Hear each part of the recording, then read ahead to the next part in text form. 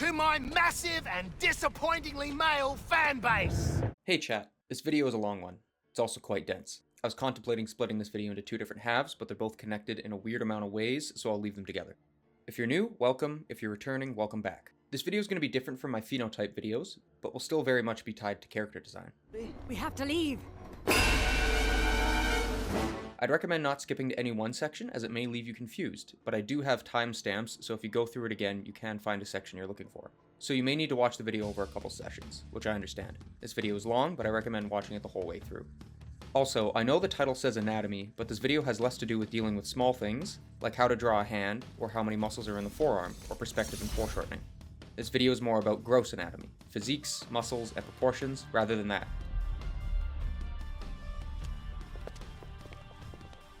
And it also goes into the different definitions of appeal in the second half. It's 20 muscles in the forearm, by the way.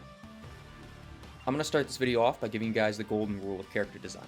You should be able to look at a character without any background knowledge and correctly guess most of the personality traits or how they play from a gameplay viewpoint. Be as prejudiced as possible, as bad as that sounds. What the hell are you? Death. This should even go down to a character's height and physique. If there's any sort of confusion with a design, it's either intentional to throw the audience off, Peaches. or the design needs to have some changes made to it. An example of intentional confusion is pretty privilege. Cherry flavored. Want a taste? We usually think attractive people as being morally good, more compassionate, and more intelligent. You're one of those heroes, aren't you?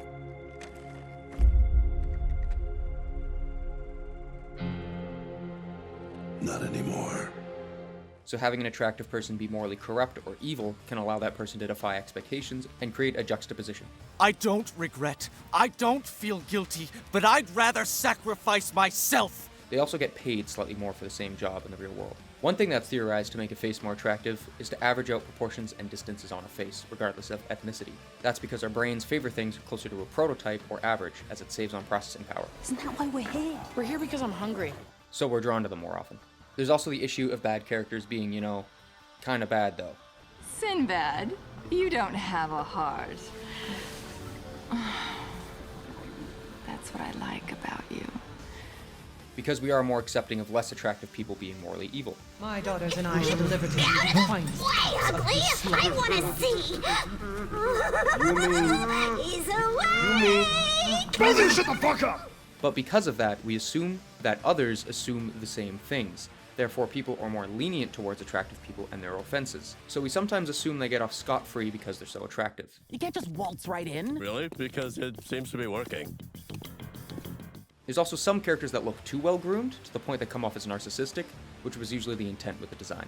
Someone get me a cortado. Coffee machine's only putting out decaf, sir. What? Pretty privilege is very much a real thing, and it affects character designs too. You hope hatred might someday replace the pain, but it never goes away. It makes a man hideous, inside and out. An example of unclear designs would basically be most of the characters in Concord. You can't tell what they do just by looking at them, compared to Overwatch, Tight with hot sauce. You'll like it. Trust me. No. Do not trust him. which all the characters adhere to the golden rule. Next up, I'll have a whole long list going by with all the potential spoilers in this video. I'll be using a bunch of scenes that are pivotal moments in their respective stories, which contain spoilers in them. Especially for Dispatch, as that game has great examples to pull from for character design and animation, but I do spoil stuff and it's also recent. I'm going to go over a bit about myself so that we can clear some things up. I'm a guy who's quite into weightlifting. With me being in the shape that I am, most people can be a bit confused when I tell them that I'm aiming my career at 3D animation. They usually assume I'm in business or science. I do have other underlying biases as a straight man. I am attracted to the ladies. But I am going to try and reduce any sort of bias in this video by covering both sides of men and women in terms of anatomy and in terms of appeal, and masculinity and femininity. Unless I find room to make a funny joke. This video will overall be from a straight perspective. Keep that in mind for the parts in the appeal section, because I don't think I can handle how every demographic of women think. One's hard enough as it is. Take my advice, rookie. You ever fall for a woman? Make sure she's got balls. I'll be using free rigs from Pierrick Picaud to help demonstrate a lot of what I'm talking about here. I recommend checking his channel out too. Unlike past videos of mine, this one will have direct citations on screen. Those citations can also be found in the description, so instead of going fast and loose like with some of my previous work, we're going stiff and slow this time.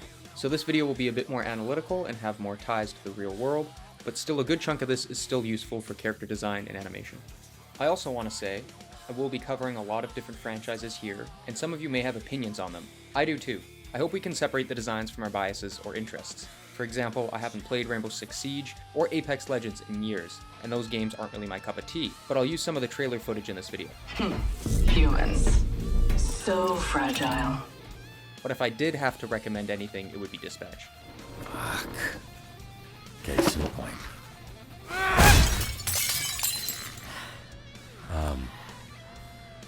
Feel better? Kinda. This video is overall intended for an older audience. I'm going to jump between vastly different franchises and media aimed at different groups and age ranges. We're going to go from taking a look at Tron Uprising, and then jump straight to Spec Ops The Line or Gears of War at some parts. And what mission would that be, sir? Just get me a goddamn radio. Since I'm going over anatomy and what can make people more attractive or sexy, things will get a bit suggestive and steamy as well, because sex appeal is a factor taken into designs. They've desecrated every room in Scanlan's chateau. I heard them on the billiard table, just like pounding it out. We get it. I'll be pulling shots from romance scenes in certain cases. I will try to censor as much as I can, but there will be some violence and gore. Some viewer discretion is advised.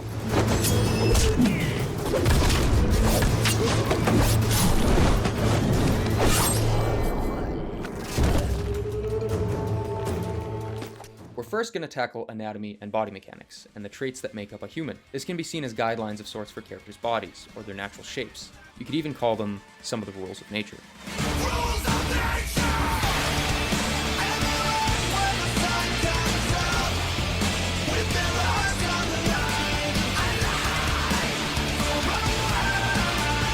But do not rest easy just yet, huh?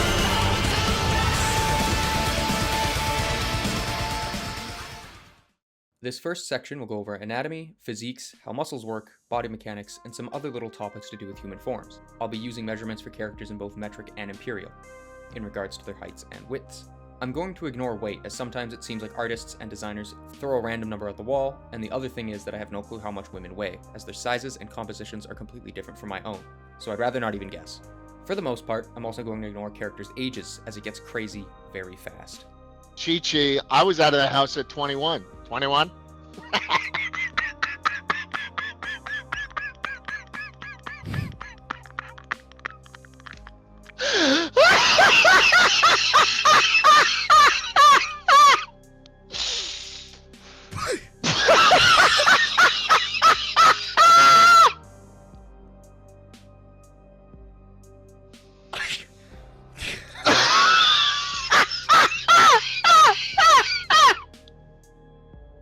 One thing to keep in mind for the measurements is that 1 inch is about 2.5 centimeters, so every other inch will have a rollover from the centimeters. I'll put a quick chart up of measurements to demonstrate what I'm talking about before we go into this section. Some characters also sit in between the inches, as they're a weird number in centimeters. I'll primarily be using a measurement of bone to bone, B2B for short, for the characters, so the actual height of their skeleton. Lots of characters do have essentially accessories on them that increase their stature, like shoes, hair, and hats. I'll call this measurement heel to hair, H2H for short.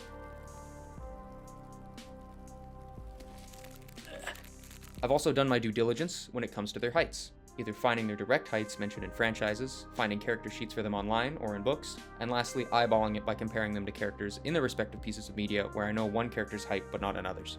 But thanks. Some characters aren't made with a specific height in mind, they're made in scale to each other, so there isn't really actually any measurements involved there. I'm built different.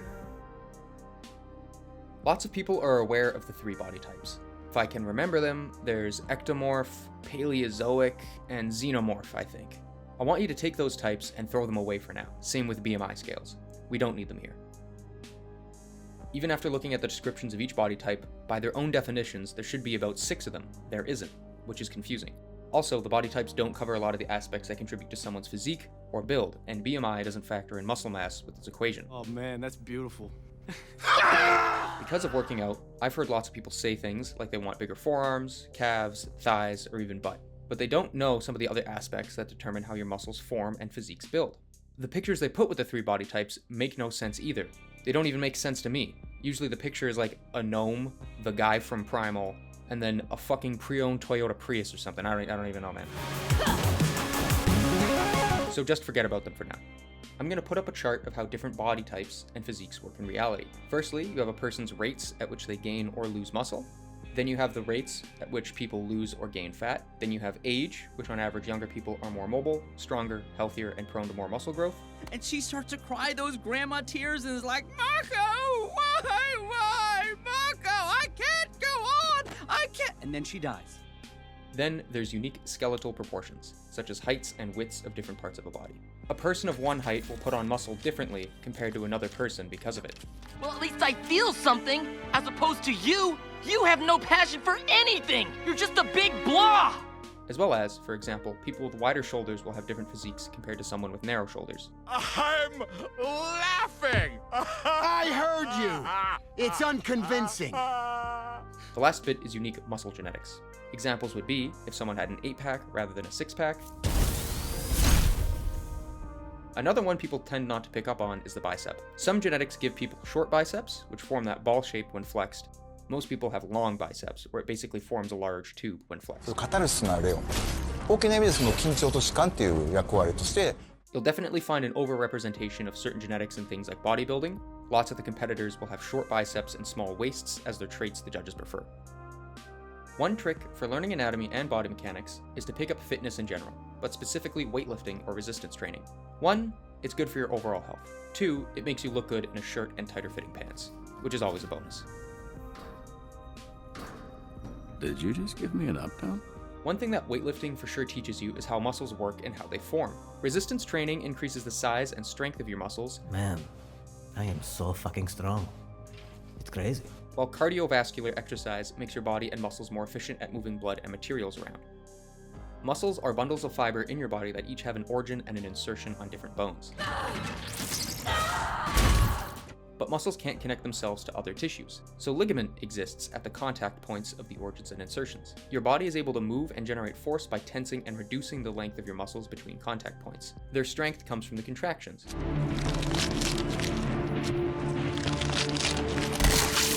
Your muscles can relax and elongate, but that's not where the strength and force come from. High five! Muscles on one part of your body will move the section that the insertion is on. So the muscles on the forearm control the movement of the hand and the strength of a grip. Got a visual! Certain movements of your body will have protagonist muscles, the ones contracting for movement, and antagonist muscles, muscles that keep a bit of tension as they lengthen against the protagonist so that the movement is stabilized. You want your finger blown off? I know. Then let go! But I can't because you'll shoot. At your ass I will! Muscles also generate heat when they contract, and cardio work increases heart rate and blood flow, which is why you get sweaty when you work out.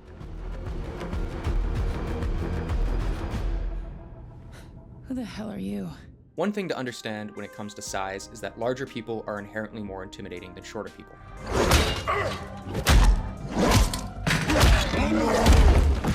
How you doing? If you live in areas with bears around, you may be familiar with something I'm about to say that helps describe what I'm getting at. Are time-lapse trail cam videos of bears. If it's black, fight back. If it's brown, lie down. If it's white, say goodnight.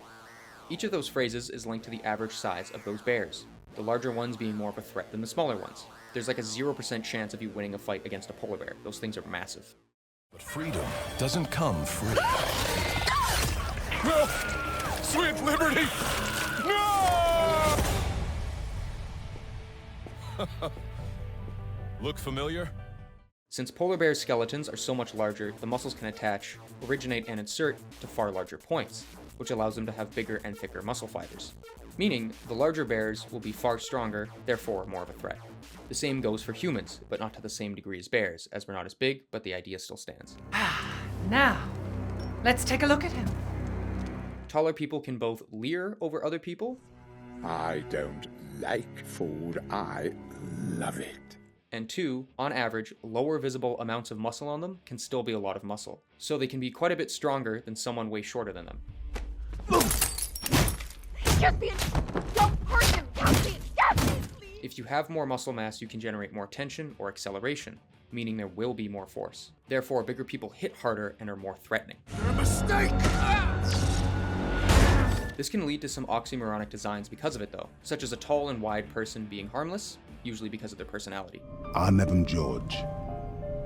Shada. Shada. C'est Nev. Your accent sounds familiar.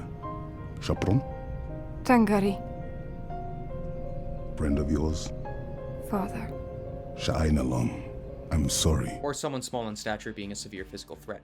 Somebody ought to teach you some motherfucking what the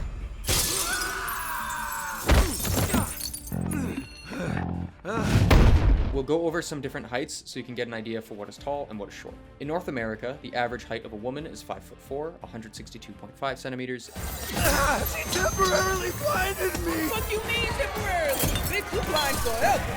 And the average height of a man is 5'9", 175 centimeters. Oh, so is this going to be on the Fernsehen? The television? Lots of the characters are made with these averages in mind, since some of their time periods don't really make sense for them to be as big as they are. Most characters are designed with modern heights and physiques in mind. Some characters do have listed heights with discrepancies. I don't know what their actual height is, so I won't scale them with the other characters where we do have the proper measurements for them. Some characters have a given height, but that height doesn't seem to match up to the character's stature around others, such as Sam Fisher being listed as both 5'10" and 5'11", but he's visibly quite a bit taller than everyone around him. Some characters, especially in 2D projects, can accidentally be drawn in different scales by the various artists working on it. For example, there are shots in Vox Machina where Percy seems to be a whole head taller over Anna, and other shots where the top of Anna's head is at his eyes. After Whitestone, you're mad if you think I'll have anything to do with you. Which means she's gaining or losing about 3 to 5 inches between shots. She's also like 5'1", but she's in heeled boots. You've had multiple opportunities to kill me. Weakness will cost you your life. Other characters, for no real reason, grow quite a bit, either within one instance of a franchise, or they're intentionally changed between installments. Are you here with him? Actually, not at all. For example, Studio Orange threw all the Trigun characters in the dryer too long, and they all came out a bit shorter than they were before. What now? Hurry, get inside! Examples of the growth is that some women gain height even after puberty,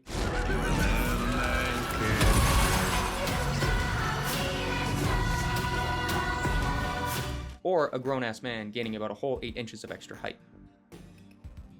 Some characters actually shrink quite a bit too between designs, such as Kratos going from 7 feet tall to 6'5". Zeus, your son has returned! I bring the destruction of Olympus! For a woman to be tall compared to other women, they're usually 5'6" to 5'8". Right on top of us. Oh, yes, I landed it on the surface, right above this underground space that's probably only held up by wood and dirt. For a woman to be tall from a man's perspective, she's usually 5'9" to 5'10", sometimes reaching into 5'11". No.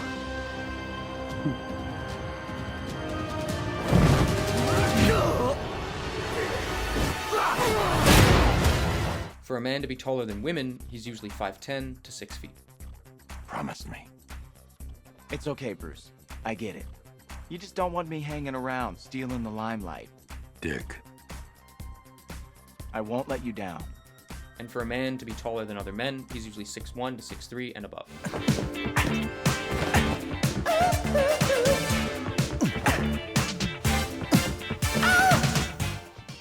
Really, any character far shorter or taller than these basic groupings are seen as shorter or really tall.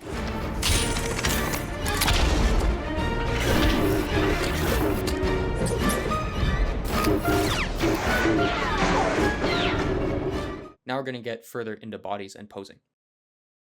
An interesting topic about character design is that lots of people will bring up the point that women are curved lines and men are straight lines. They usually don't elaborate on that topic, and it kind of annoys me, as there's multiple reasons for that idea to hold true. This way. Okay, yeah, nice to meet you too, I guess. The first one is that in lots of character designs, animation, and marketing, have women portrayed in poses that emphasize their natural curves, or they give them more delicate postures, softening and curving lines. Where does he get off calling a demolition a priority one? Looking at many of the women in Overwatch, their default selection pose has them shoot their hips over to balance their weight over one of their feet. This causes their legs and hips to make more curved lines from the perspective of a silhouette. Compare their poses to lots of the poses of the men, who balance their weight evenly between their feet so they look more straight and a bit more sturdy. So it looks like if you shoved the women from their shoulders, they'd have a harder time regaining their balance. So it gives off the impression of being delicate. Some of the women also have their knees turned inward, which is not ideal for athletic activities. Another way is in marketing. Lots of beauty products advertise women in more delicate manners, or in some cases like they're on opium or something. They were also depicted to have everything on and around them flowing, like it was a wispy dream with curved lines. They were also depicted in poses that seemed far more relaxed and almost helpless. They would be fully sprawled on a couch instead of sitting upright. They were usually advertised with never having a firm grip on any of the objects they were holding, if they were even holding the object at all and it wasn't levitating on the palm or something. Found something. I'll take that, Six. Not your domain. This type of advertising has changed a lot in the last couple of decades. It portrayed women unfavorably compared to men, like they weren't athletically capable or that they were weak in comparison. Men were advertised as standing strong and proud. They looked alert and in control.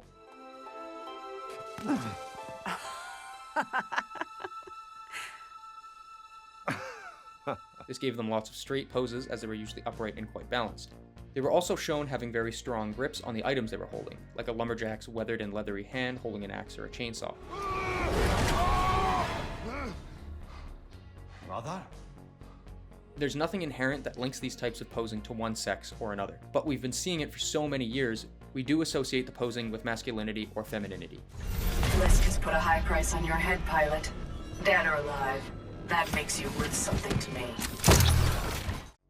An example of a man with more feminine posing because of his stance is Astarion from Baldur's Gate. No, no, no.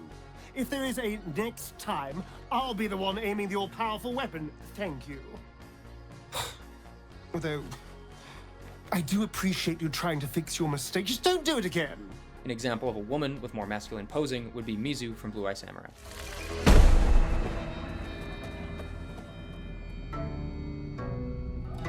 Another aspect that contributes to the idea that women are curved lines is how humans store fat differently between the sexes, as well as how puberty works.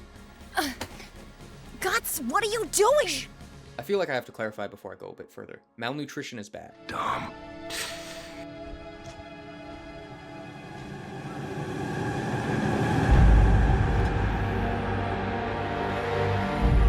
For starters, having some fat is perfectly healthy. The level of thinness seen in marketing in women, especially during the late 90s and early 2000s, had them basically be anorexic, which is bad and not a good standard. But back to it. People store fat on different parts of their body in different orders. Also, getting toned isn't a thing in weightlifting either. It's a farce. You can't control where your body burns fat at first, too. Where it happens is dependent on your genetics. Some people get it around their waistline or lower back. I ain't quite as dumb as I seem. Others their legs, sometimes it's the arms. Hey! Watch where you're going! Stupid head! And for some people, it's all stored in the gut. Some people, when they put on weight, don't have the fat go to their face or their jaw. For others, it takes a long time for that fat to go away in that area. Again, it's all really dependent on genetics. Typically for women, some of the first areas their bodies store fat after puberty is on the chest and in the legs. And for men, they'll typically put fat on their torso first. Wanna go easy on the penguin? On average, men can safely store lower amounts of body fat on their body compared to women. Some people do have rarer genetics that let them hold very little body fat without any health complications. Some of those complications being lethargy, attention deficits, trouble focusing, and a decreased libido, sex drive. And for women, the sign that body fat is too high or too low is that menstrual cycles may stop. And you're always menstruating. Stop it! That reason being, our bodies are great at keeping us alive, even subconsciously. And for women, if their body gets enough signals that it doesn't have enough material to build a child, the body will stop menstruating as it knows it doesn't have enough material to get pregnant. So the body tries its best to conserve resources, which is what fat is to the body, a resource. For body fat percentages, most men will be able to get down to around 12% safely. Please, let's have a little respect for public transportation. Then any large amount below that, like 7 to 9%, is dependent on the man's genetics. For women, they can get to about 18 to 20% safely without any issues. Then some women have the genetics that get them closer to 14 or 15%. Bro, you're so lucky. I know. For a man to get below 10%, it leaves little room for error in his diet as well as it makes him crazy lean, to the point where striations of his muscles are visible on almost every part of his body. An example of a female character with a body fat percentage of about 18% is Korra. She has an extremely healthy and athletic body. It's great that we see bodies like hers represented in character design. She's built like one of those lady firefighters. You are very muscular for a woman. Thanks. You too? A sub 10% percentage in a male would be Guts from Berserk.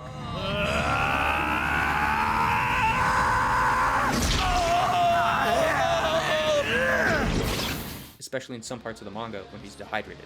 What this ends up meaning in character design is that really low in fat women can come off as androgynous, as it's more uncommon for their bodies to have that quality. And since women's bodies usually have a bit more fat, they look slightly softer, more round, and curved when compared to men. So men appear to have straighter lines and tighter appearing muscles, and women's bodies can appear more curved because of that.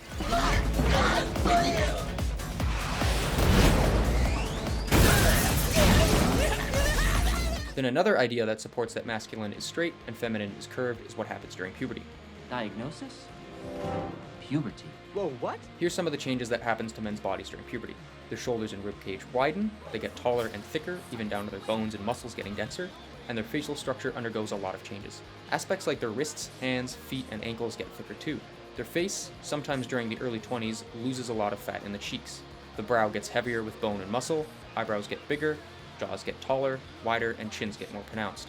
Things to note when women go through puberty are they gain a bit of height, their hips get wider than their waist, their ribcage tapers in, and their pelvis rotates down a bit. Their femurs also tend to curve more inward, but not always. This leads to the hourglass shape that women have compared to men's straight and walled midsection.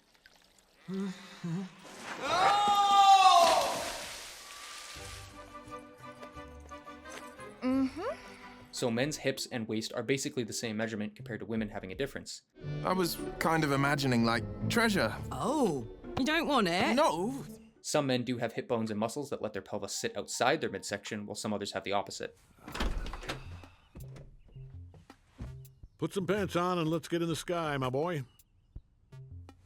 Women will also tend to start storing fat in their legs and thighs more. I knew you'd be fine if you landed on your butt. So lots of the time before children hit puberty, their faces are quite androgynous. Who are you yelling to? Nobody's lived here for centuries. Well, what do you think we should do? Think about our place in the universe? One of the most important things that makes a man's face look masculine is a heavy and more sloped brow ridge. Some men have lighter brow ridges and they come off as less aggressive because of it. Men evolved to have this trait because it helped them deal with trauma to the face. Women's foreheads slope almost straight up from the brow.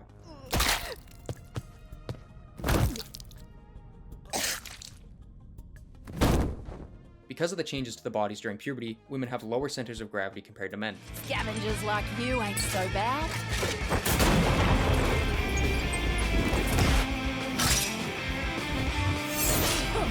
So moving their hips around is a bit easier for them compared to men.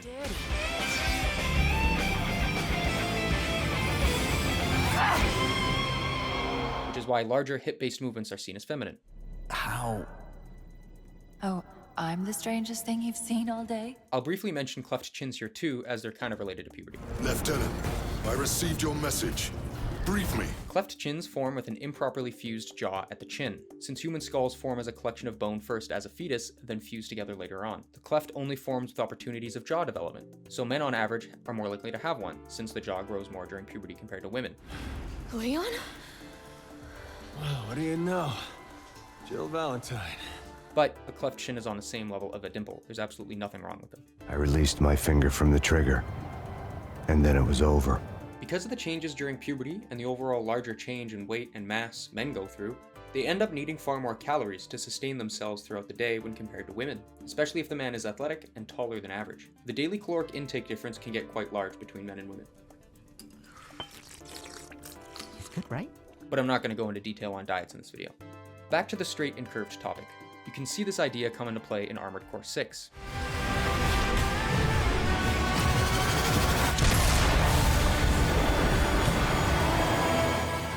Air's smaller and rounded AC leads to a really feminine design. I'm with you, Raven. While G1 Michigan's Lagertail reads as masculine. If it isn't Osawa, a resident mathematician. Go multiply your rifle training and see if you can learn to do something useful. And the default and nightfall ACs read as something in between or androgynous. see how far they can fly. On borrowed wings. Ethan from Call of Duty and BT from Titanfall 2 also read as masculine with their straighter edges. Oh no. You're my brother, Ethan. You're talking robot, brother. Affirmative. Yes. Well, I have the hands of one, sir. No doubt. Then Echo from Overwatch and RC from Transformers read as feminine body shapes. You're a motorcycle, RC. Shouldn't you know how to build a motorcycle engine? You're a human, Jack. Can you build me a small intestine? On a completely different note, we'll go back to muscles for a bit. Muscles, like fat, jiggle when not tense. Fat is adipose tissue on the body, which is either hand animated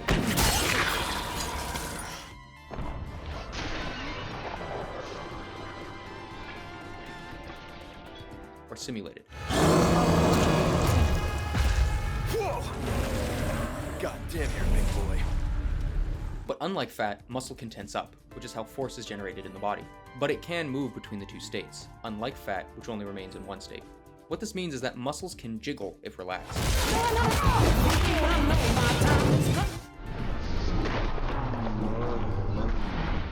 If you were to go up to someone heavy in muscle, lots of their mass would jiggle around if they hadn't been to the gym recently. So we can actually find examples of muscles jiggling in animation. I tell you what, if one of them fucking hay bales hit me, I'm gonna be fucking Fiona! Junker Queen's swagger emote has her thighs jiggle as she contacts the ground with her foot as she flexes the muscles in her quad to brace her weight. Guts has so much muscle on his chest that if he lands from a jump, his chest will bounce. Jeez, dude, put on a bra. Other parts of the body can jiggle a bit too, especially if decelerated quickly.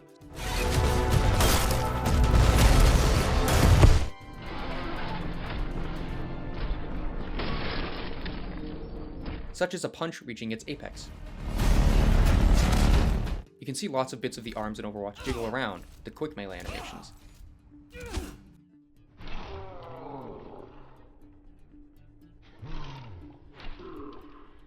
You can really see it in Ramatra's Nemesis form too.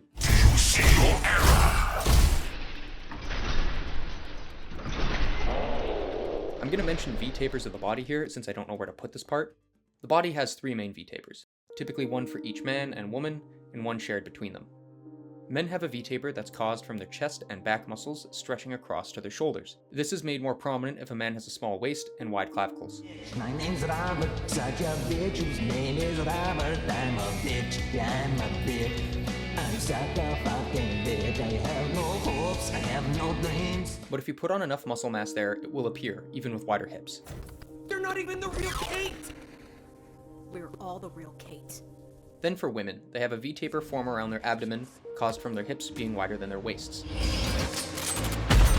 You can see it appears from the muscles attaching to the pelvis. Oops. He's loose! Then, men and women both have a V-taper within their midsection, caused from a mix of their inner abdominal muscles as well as their hip bones. Men have it slightly more pronounced than women because of the body fat thing, and technically how fetuses form. Because of men's more aggressive taper here, they're technically at higher risk for getting a hernia. Say goodnight. Now we can go into the academic proportions of the body, which is based on the averages of every type of ethnicity. Also, it takes the same amount of force from your jaw to chew through a human finger as it does a carrot. Food for thought. The face is divided up into fifths for height. The first fifth is from the bottom of the chin to the mouth. That can either be the upper lip, middle lip, or just some portion of the mouth. The next fifth is from the mouth to the midline of the eyes. The fifth after that is from the eyes to the hairline, and the final fifth is from the hairline to the top of the skull.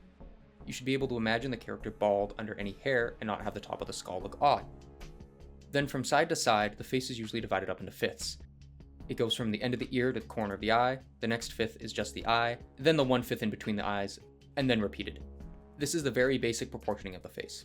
Some styles do position the eyes further apart, or they make a chin smaller or taller. But wider set eyes are seen as more innocent,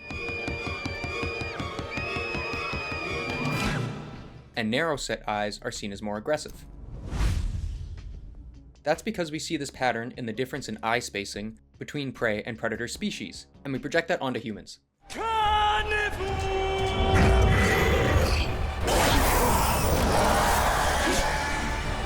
Same with ears. Some people have really tall ears, some have really short ears, some have ears that really fan out far to the side, some really close to their head. There's individual differences between people's genetics. I don't care what everyone else says about you. You're pretty smart. Lots of stuff from the side profile is dependent on certain genetics, like the gonial angle, the corner of the jaw, or the protrusion of the chin. An example of the difference is that men have a more square and further back gonial angle compared to women, on average. Men's jaws also tend to be taller. Hey. You sure you my nephew, man? The average human is 7.5 heads tall. Ideal/fantasy proportions are about 8 heads tall. Esto no es recomendado para menores. Some art styles change that number, going from 6.5 all the way to 9 heads tall. An example is The Legend of Korra having each character be 7 heads tall, but it's dependent on the size of the character's skulls, so they end up being different heights in the end. No, you're right. I'm a waterbender and a firebender. I'm very confused right now. Also, lots of anime styles tend to make characters 7 heads tall or shorter, because it can remove an element of physical intimidation from them, since they're proportioned more like a bobblehead. Kinda dug the old lady perm more, though. Then why'd you make fun of it? Children are also less heads tall too, and children are not associated with physical intimidation or aggression. Is there any more coffee? The crotch needs to be at the halfway point overall, and the knees need to be halfway between the crotch and the bottom of the foot. Then the elbow is located halfway between the shoulder and the wrist, and the tips of the fingers are usually midway through the thigh. These are kind of the basic proportions for human form. Now that I've covered the basic proportions of the face, I'm going to talk about ethnicities. As weird as it sounds, and it's not racist, there are certain differences in different ethnicities in regards to facial proportions and structure. I don't believe that. Why? Because you're not a dumb gringo? Or because you are? You know, I have no fucking clue anymore. If you want a character to look Vietnamese or Romanian, they should look like it. Ethnicities form because of geographic isolation and a distribution of genetics over time. So lots of ethnicities were created over hundreds of years. If you get good enough, you can tell where genetics came from.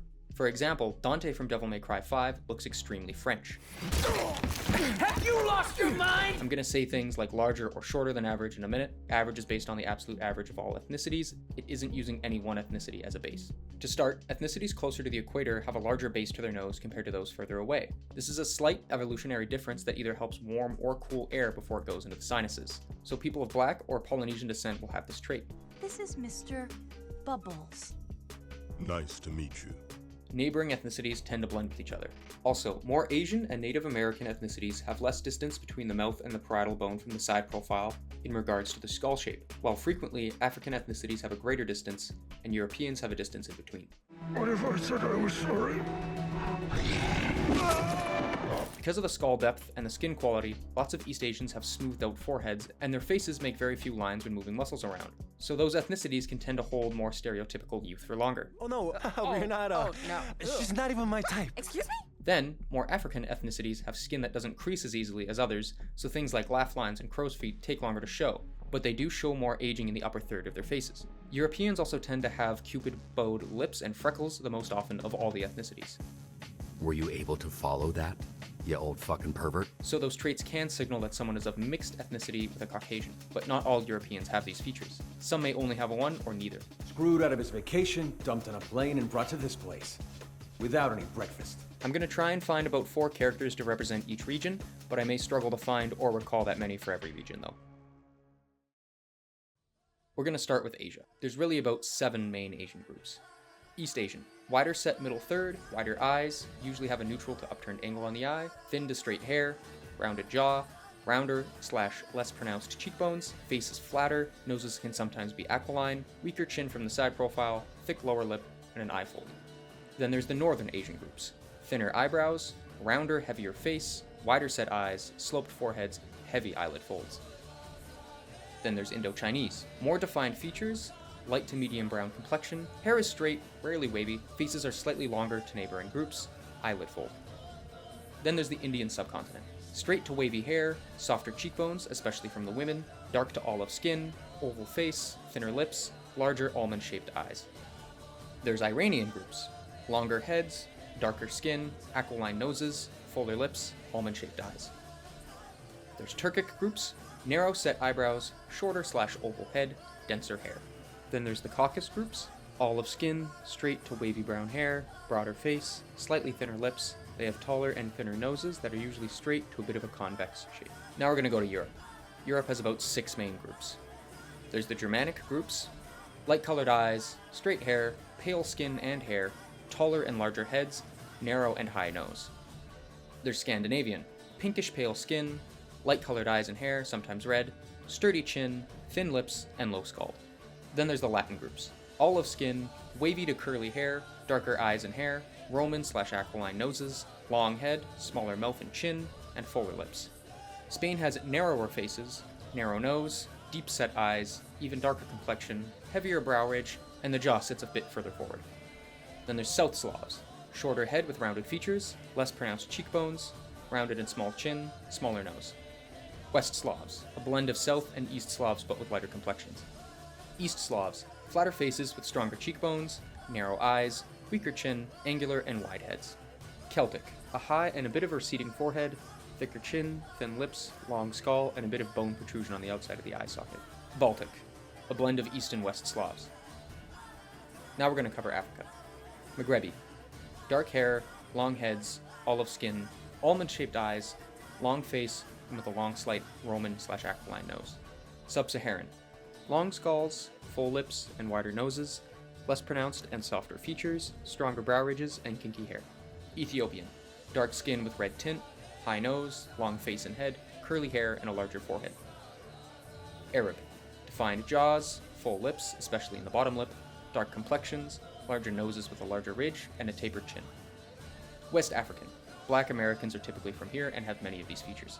Tall and long skull, very large lips, small chin, narrow jaw, wide and rooted nose, a steep forehead, and kinky hair. Now we're going to move to the Americas. Central American, short skulls, narrow and steep sloped foreheads, angular faces with weaker cheekbones, wide nose and mouth, receded chin, and straight to wavy black hair. Mexico is a mix of Central American and Latin descent.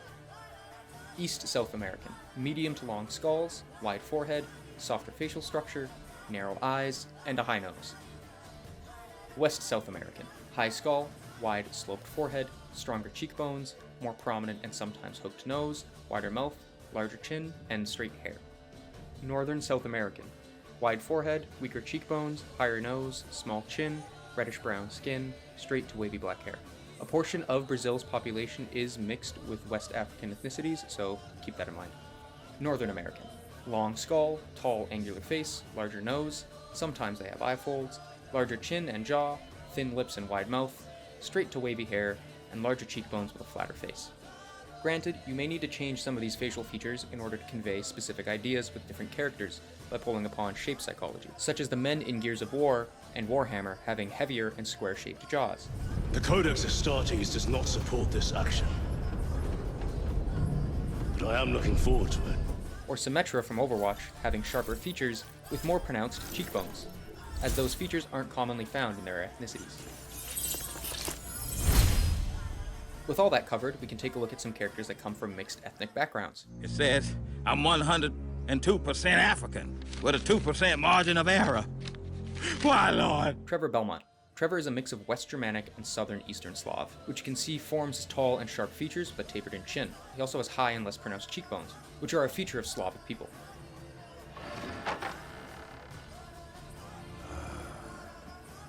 Panam Palmer. Panam is confirmed to be a couple of mixed ethnicities by the devs. She is likely a mix of black and Central American Aboriginal descent, but there's also a mix of Europeans there too. She does have a skull shape and hair type seen in more African descents, but she does have extremely strong cheekbones seen from the Aboriginal peoples. But she does have freckles and a light Cupid's bow, which may mean she's like 50% of 1 2/4 mix. But her mixed background does suit the Aldecaldos quite well with their nomadic nature. I'm sure I will, so you'd better expect that call. Be waiting. Take care. Lana Kane. Lana from Archer is 50-50 Black American and Caucasian descent. It's brought up several times in the show. But you can see that she has a wider nose, and her skull has that longer distance from the side profile that's a hallmark of African ethnicities. She also has quite strong cheekbones, which are seen from more Northern Europeans. Lana? Lana? Lana! Come on, if you don't answer, I'm gonna scream as loud as I possibly... What? Farah. Farah is a mix of Egyptian and Canadian First Nations descent. It doesn't really come through too well in the game's art style, but her hair likely came from her father's side, and lots of her complexion and facial structure came from her mother. She does seem to have slightly stronger cheekbones than many of the other women in Overwatch, though. Jetstream Sam. Sam is a mix of Brazilian and Japanese. His hair is definitely of Brazilian descent as it's thicker and wavier. He has a more sloped forehead and slightly more narrowed eyes, seen from East Asian ethnicities. He does have a more protruding and aquiline nose, of which the aquiline part came from the Japanese side, and the overall larger proportion came from the Brazilian. Mind if I got in? Mizu. Mizu is of mixed European and Japanese descent. You can see that her side profile is distinctly East Asian with its flatter depth. But she does have extremely strong cheekbones and a tall head, so she may be mixed with a more Scandinavian heritage, like someone similar in ethnicity to Mads Mikkelsen. Save for her eye color, her complexion is East Asian too, alongside her pin-straight hair. There are some things I cannot do alone. Miles. Miles is a mix of Black American with Afro-Puerto Rican, so in the end he still appears a mostly African ethnicity. Except for a slightly paler complexion, he does have slightly stronger cheekbones and a wider jaw, which are rarer traits seen from close to Saharan ethnicities. Hey, were you scared? Then we can move on to characters who don't even look like where they're from, starting with Kiriko. Oh boy. She doesn't look like any Japanese person I've ever seen, and she has the face structure and side profile of someone who's Caucasian.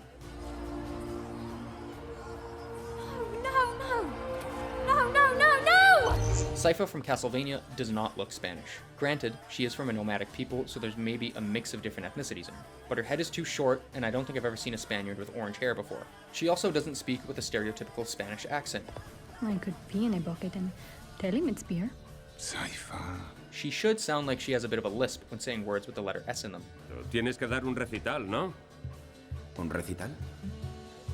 Then there's categories I cannot tell where characters come from, so I'll throw them into the brown sugar hoop. Where's the purple tank? Will make a fine addition to my collection. Next, we're going to move on to physiques. Humans can have different proportions when it comes to the different parts of their bodies. We can take a look at different Olympic athletes to see what type of features are favored for what type of activities. Since their performance is the best in the world, even some genetic and physique-based differences can give them advantages. So, how do you like my swimming? Taking a look at swimmers, they have shorter legs, longer torsos, longer arms, and larger hands. These proportions give them less drag from their legs while in the water, while also letting their bodies store more muscle in the arms and back, to make them stronger with their strokes. Runners have longer legs and shorter torsos, so they can store more muscle in their legs to help with their run times. A character like Blonde Blazer has extremely long legs, so she has a quick and long stride. You'll see that she slows herself down when walking beside others. That's why shortening a character's legs makes them look way less mobile. But you can compensate by making their upper body huge, so they look like they're not agile but they'd still hit hard.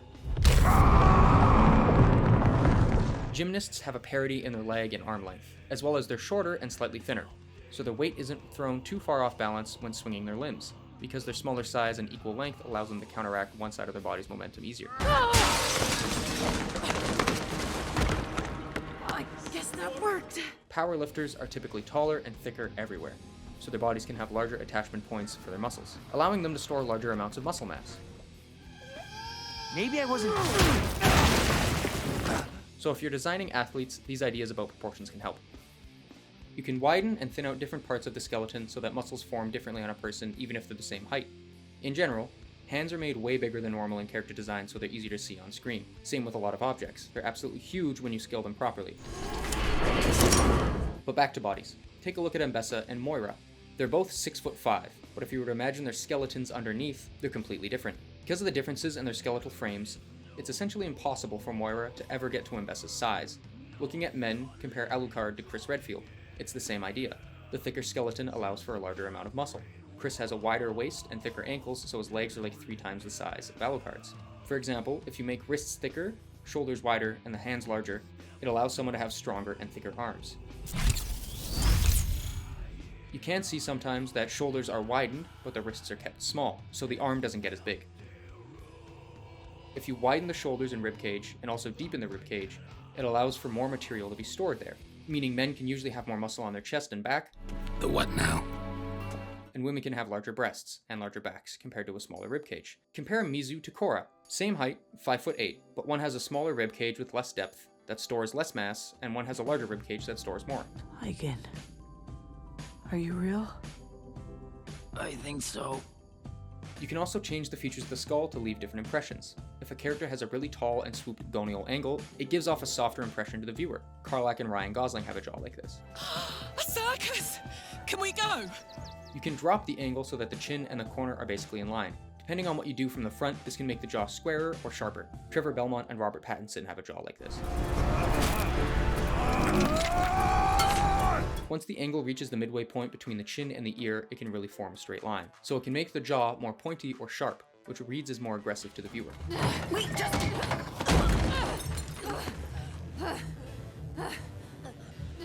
You can also widen or shrink the jaw from the front view to change how much mass is there. Typically, wider jaws are seen as more sturdy and aggressive, while tapered-in ones are seen as softer and less intimidating. You can also change the width and depth of the chin to change the overall jaw shape too. Now, remember guys, from above, the wicked shall receive their just reward. That'll work. Like the upper body, you can also change aspects of a person's lower body to change aspects of their physiques. Like the arms, if you widen the hips and the person is generally athletic, the thighs and glutes will get really thick. If you widen the ankle too, it makes the calves bigger. So if you get a character that has really big hips and thicker ankles, they no longer just have a little bit of cake back there, but rather the whole damn bakery. She got a great ass! And you got your head all the way up it! Because men are typically larger, their hips are larger than women's on average, but men also have bigger feet and thicker ankles and larger upper bodies. So their legs have less of a size contrast when compared to women's. Take a look at the Spartans in Halo. The men have thicker thighs, glutes, and calves, but it doesn't have that shape change as it goes down, so your eyes aren't drawn to them as much. In closing this quick section, changing someone's skeletal proportions will impact how much muscle appears on them, even if two characters are the same height and both athletic.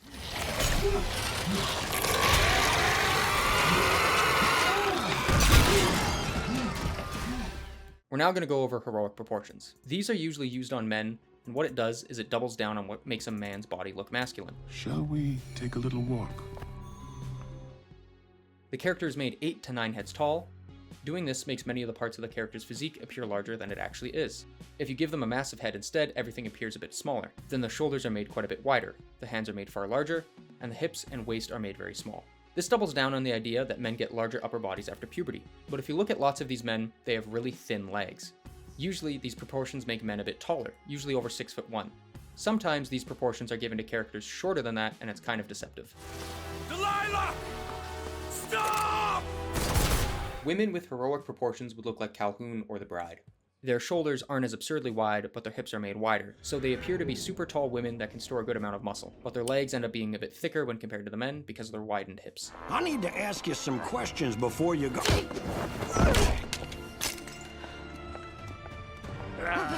We're now going to go over some quick physique differences between characters of the same height. Guts, Miguel, Darius, and the Doomslayer are all 6'8". Even though they're all muscular, you can see how the differences in their skeleton impact how their frames and muscles look. Korra, Mizu, Adam Eve, Violet, and Mercy are all 5'8", but you can see that the women with wider shoulders and thicker wrists end up having larger arms. Senator Armstrong and Lifeweaver are both 7 feet tall, and you can see that Armstrong's skeleton is far wider in every regard compared to Lifeweaver, meaning it's basically impossible for Lifeweaver to have as much muscle as him. What did I just say? You can also see that in art styles where the proportions are more extreme, sometimes shorter characters can be thicker than some characters compared to taller ones. Gogo's thighs are like twice the size of Honey Lemon's because of their hip difference. Wasabi's shoulders are so wide that his arm is like the size of Hiro's torso. With that covered, we can head into the last bit of anatomy in this section, the basics of body mechanics. Body mechanics has less to do with character design, but more so to do with the actual character in motion.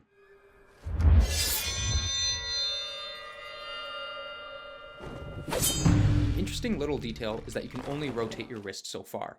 It can be rotated down quite a bit, but you can't do the same to rotate it up. You have to rotate the forearm a bit in order to do that. But back to larger body mechanics. Force is generated in the body by having the muscles contract, so sometimes when designing prosthetics in fiction, artists will look to the human body as inspiration.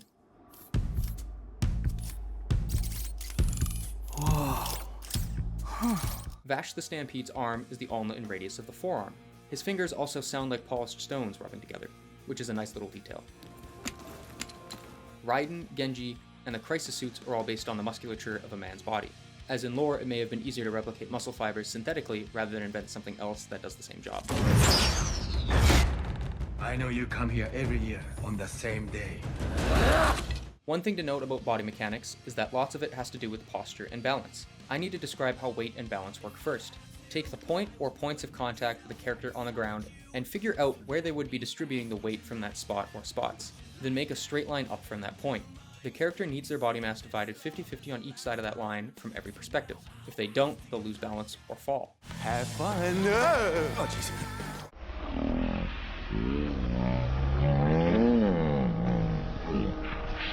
Take a look at Brake's laugh emote. You can see how the animators paid attention to her weight and balance from each view.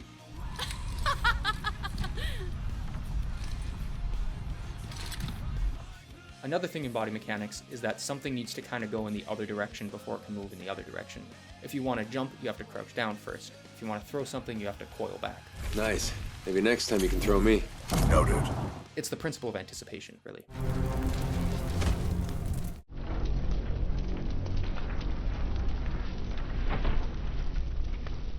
The thing is, men and women balance themselves slightly differently when standing still, even with feet shoulder width apart. Men have their pelvis rotated slightly higher and their back straighter. Women have their pelvis rotated slightly down, and they do have one thing on them that men don't: boobies.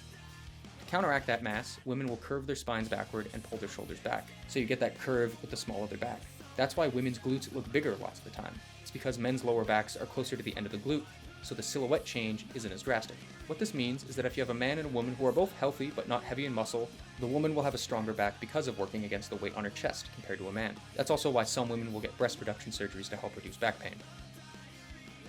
Now we'll tackle what high heels do to posture. In short, they emphasize feminine posture. I'll use Raiden and Malevola as examples here.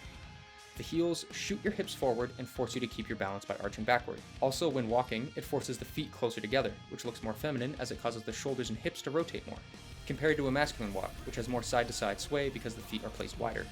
The heels also force an emphasis on the small of the back and give the illusion of longer legs, which are both seen as attractive traits in women's physiques. You're cute. You can compare what changes with the hips if you weren't wearing heels. If you shoot your hips forward with planted feet, it forces you to curve your body forward and jut your head out instead. This posture makes a character look a bit more angsty, and it can artificially lengthen the limbs, since the shoulders will sit a bit lower. You can't hide from me! I will hunt you down! But back to larger body mechanics. Stronger people will move differently. Because all that extra muscle mass can generate resistance on them, they tend to only move if they want to move. People with less muscle tend to move in a looser and less controlled manner. I have a desk job. I don't do a lot of cardio. The other thing is that people with more muscle tend to be athletic in general, so they have a better mind-muscle connection and better hand-eye coordination. Reflexes like a cat. So stronger people look like they move with a bit more intent. This can also impact how a character leads and follows through an action.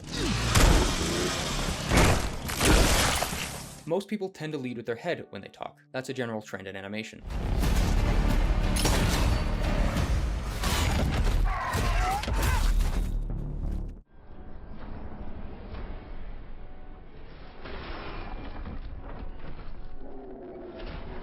Looking at Violet, since she has a lot of muscle mass on all of her body, including her upper half, she tends to tie her shoulders to her head with lots of her movements, so she has a lot more upper body movement. She's still in there. I can reach her. And she moves like a mix of a snake and a panther. You talk too much.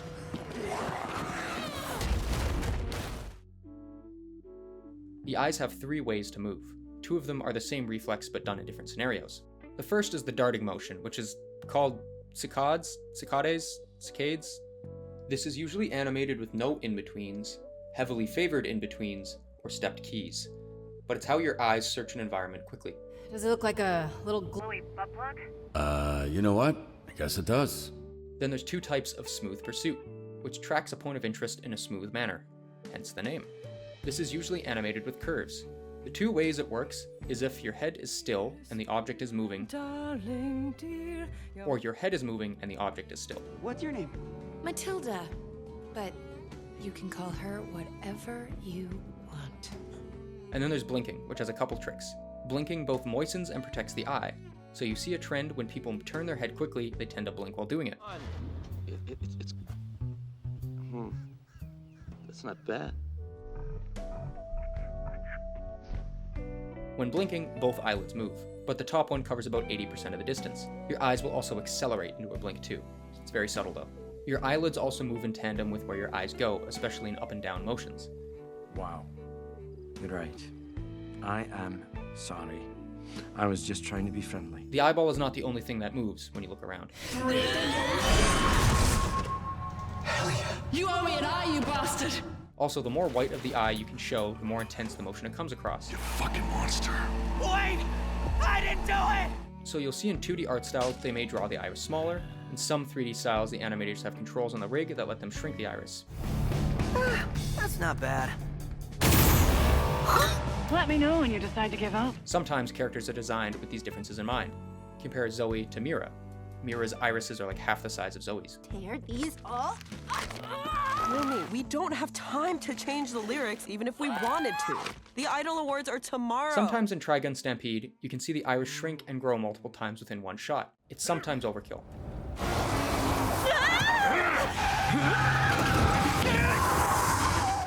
One thing I like in animation, it depends on the art style again, but if the character is given really long and dark eyelashes, it makes all of their eye movements really obvious.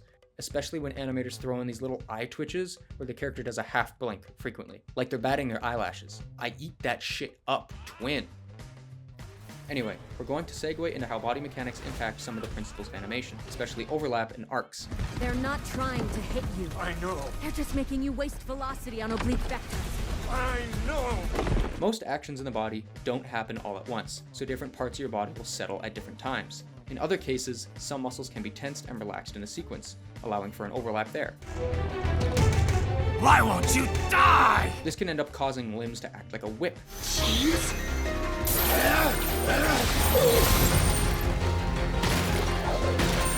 Usually from the arms.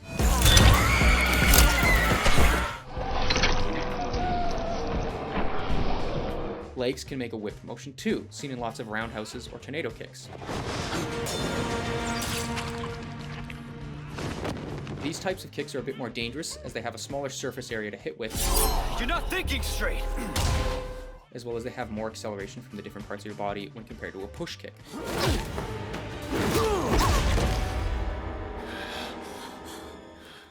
In regards to arcs, they're essential to maintain in animation, because if something moves in a linear motion, it can kill the idea that it's alive.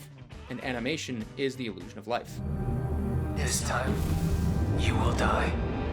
The reason being is that our bodies and its natural movements force us into arcs. Think of a basic bicep curl. It all stems from stuff like that. It's just combined movements.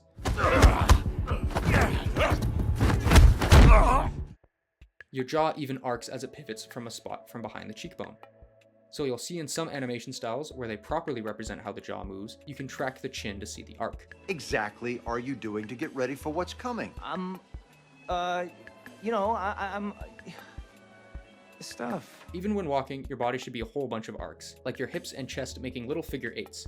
Some animated media leave these aspects of body mechanics out, as although they should adhere to the principles, their pipeline doesn't give them enough time to add in those little details, so they skip on that stuff for the sake of efficiency, which is totally understandable. I'm not condemning it. I know it's part of the pipeline. Busy writing, designing, Hey. storyboarding, Whoa, hey. voice acting, Stop, no, stop, T-posing. cut.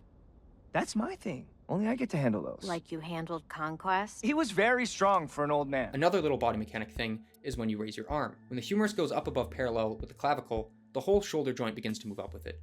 So make sure to pay attention to that and that the shoulder isn't left behind when raising your arm. That's the end of the first half of this video that deals with anatomy and body mechanics. I hope you learned something. We're now going to jump into appeal and animation and character design and the couple different definitions it has. Why aren't you never married?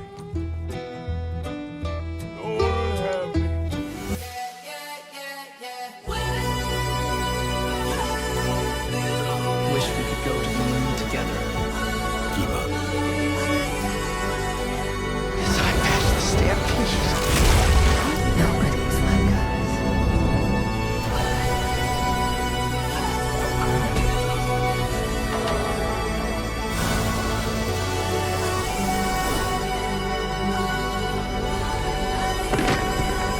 It's not a bad thing wanting to hold on. It's human.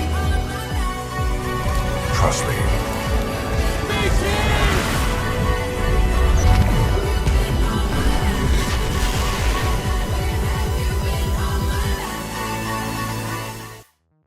Appeal, like the term blocking, has different definitions in different contexts. Blocking can mean different things in dance, animation, or stage acting, so I have to clarify in terms of appeal. Appeal has three main definitions in terms of animation and character design. The first is from the hero shooter / player fantasy sense, as well as direct relatability. Then there's market appeal, which is tied to how masculinity and femininity is portrayed and understood. Like a scene from Beauty and the Beast. Then, lastly, but certainly not least, is sex appeal, which does have a role in character design. It's considered a delicacy in some places, and an aphrodisiac. Like you need it. In general, appeal means something is interesting or pleasant to look at in design, but some things can be interesting to look at because they're so grotesque. Think of zombies or undead enemies. Appeal in regards to a fantasy is directly tied to the golden rule. The character has to correctly portray a specific power fantasy. What do you think, Spawn? Spawn? Yeah, as in hell spawn. A stoic and stalwart knight or protector. Wake me when you need me. An agile, light, and peppy character that harasses an opponent. Trying to crash another party, love? A hacker. Sorry about that. A cyborg ninja. That's a pretty popular one. That's it? Pretty simple thinking for such a mighty intellect. That's why a game like Concord kind of failed with its designs. You weren't able to tell what the characters did or what type of power fantasy they had tied to them. Take a look at DOS. Tell me what he does. I don't think you can. So lots of the time the characters will riff on cultural ideas or tropes in this regard. Sometimes characters resemble other characters because of it, since they're pulling from cultural norms. That's the stuff. How sad. Done in by your own stupidity. It makes you question your life choices, doesn't it? Bob! Do something! Idiot! Come on!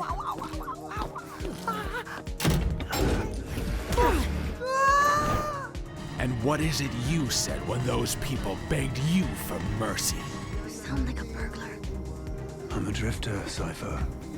I can't roll up in a cute little wagon in my quaint speaker robes and get alms from the locals. Of course I've been a burglar. You know, I actually think killing people is making the world a better place. I think he wants to kill us.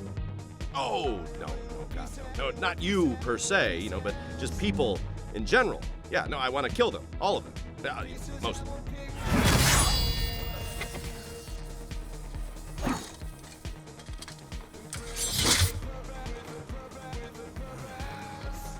Now? Let's go practice medicine. Said it. The price to pay for power? Ouroboros will be released into the atmosphere, ensuring complete global saturation. Run it down! All of it! It's over when every last one of his followers is dead! This is... You first. This is nice. What were you gonna say? Do you like Sour Patch Kids?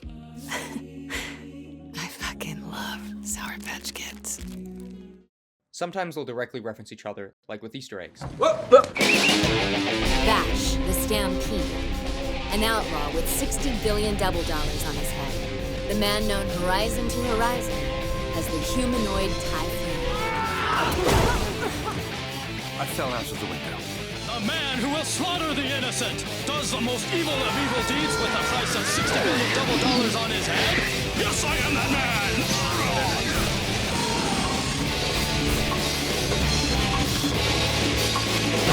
Her reputation as the worst womanizer anyone's ever seen. Would you like to talk before or after? Another aspect is in an element of relatability. How well can different parts of an audience resonate with a character? It's in regards to a reflection of yourself. So it can include writing. Maybe someone sees reflections of the struggles of parenthood. And I hate that he's not being honest with me. Maybe he's scared to talk to you. Why would anyone be scared to talk to me? I don't know. It's just think you're getting pretty good at being a parent. You think you got it licked. And then they go and grow up. The struggles of feeling accepted or living up to a legacy. How disappointed would your dad be if he were here right now? Your father, your grandfather, they must be rolling over in their graves.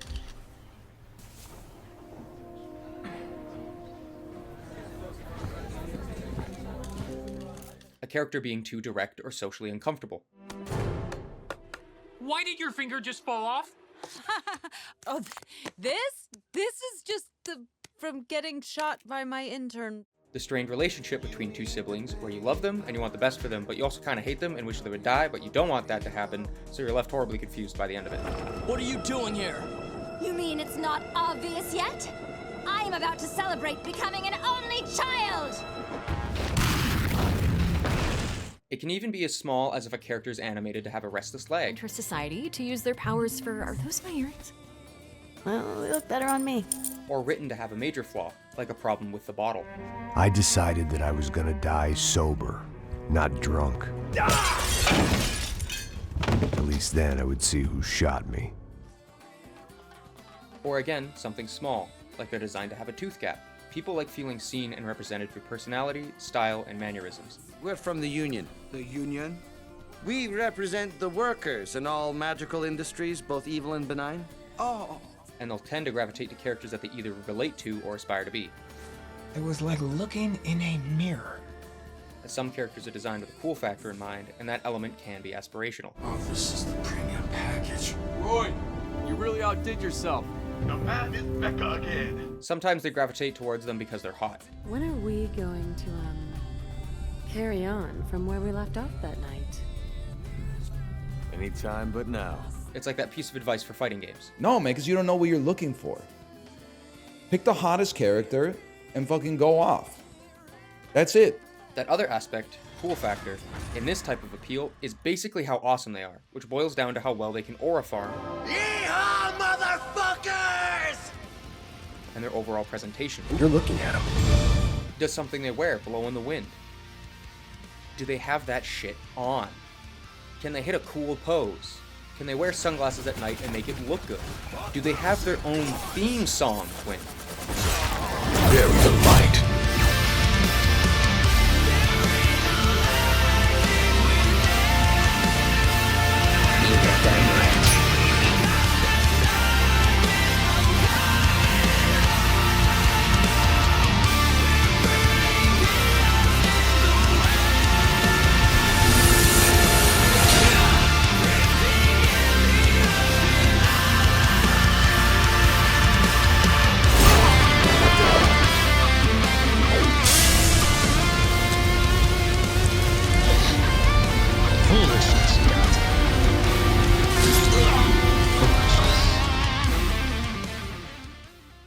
Most people want to watch stuff or play as characters where they look interesting and cool. At that point, it's the whole presentation of the character rather than just the design. Think almost like a kid. Throw some joy and whimsy in there, Twin.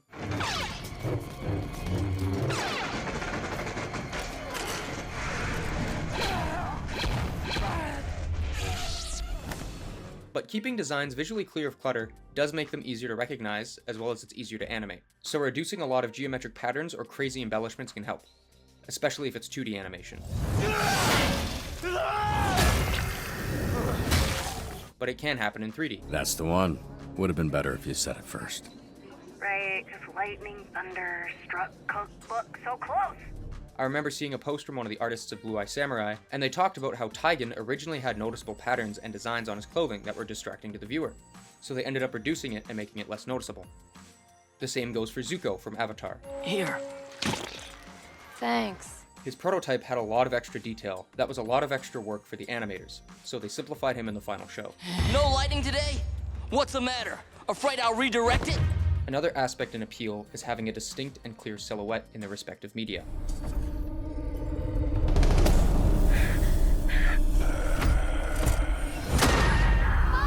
Sometimes, some characters will have similar looking silhouettes across franchises. I know you helped him, Nigma. Tell me where it is. Next up, we'll go over market trends, which links to our cultural understanding of masculinity and femininity, as well as how those qualities are represented in writing and character design.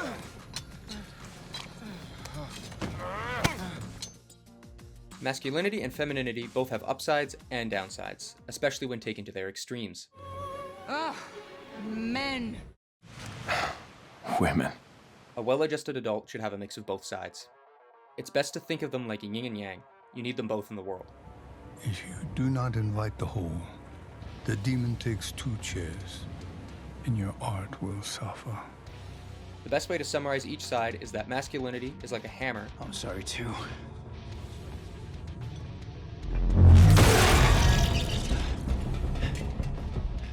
And femininity is like a planted tulip. Well, hello. The traits associated with masculinity are that it's practical, logical, assertive, dominant, competitive, stoic, efficient, physically protective. What are you doing? Protocol 3. I will not lose another pilot. Brace for impact. And also not that pleasant to look at. Yeah, it's me, Granny. An ogre! It's also more supportive of lone wolf tendencies and introverted personalities. Thanks. We also associate power, control, acts of violence, destruction, and death with masculinity. And for one last instant, I'm human again. That power can either be physical,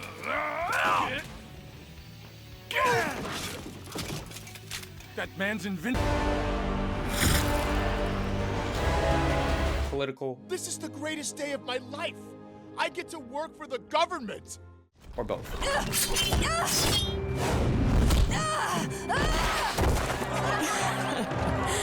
Looks like the Avatar is a little off her game. The downsides of these qualities can manifest as isolation, unwillingness to open up, uncaring, does anything to avoid showing vulnerability, and carries out actions that have massive repercussions without thinking. I must already be dead. Think of it as a coke-rattled, bloodlusting caveman, or a Terminator in some senses.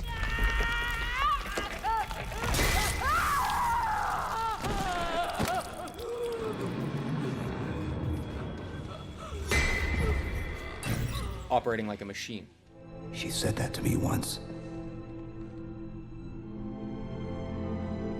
About being a machine. The qualities associated with femininity are love, compassion,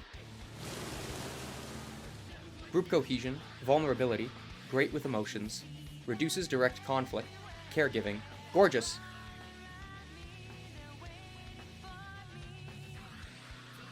Adios. encourages cooperation, skilled with child rearing, Mom, I gotta go. In a minute. and emotionally protective. I failed. No, I loved watching you.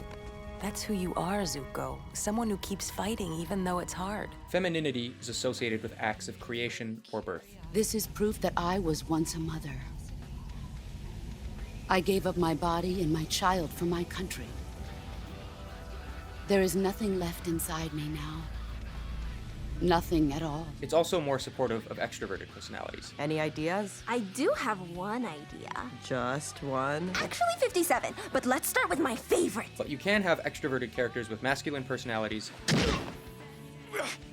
I mean, good thinking. Very sensible idea, Mr. Cliff.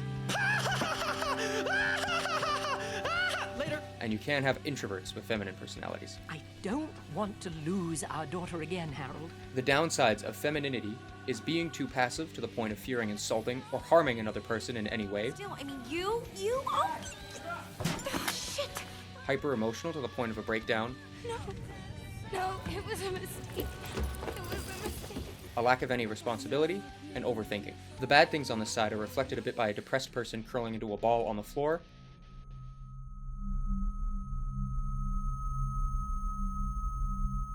and in some regards, because of the aspect to do with no responsibility, it can link back to something being infantilized.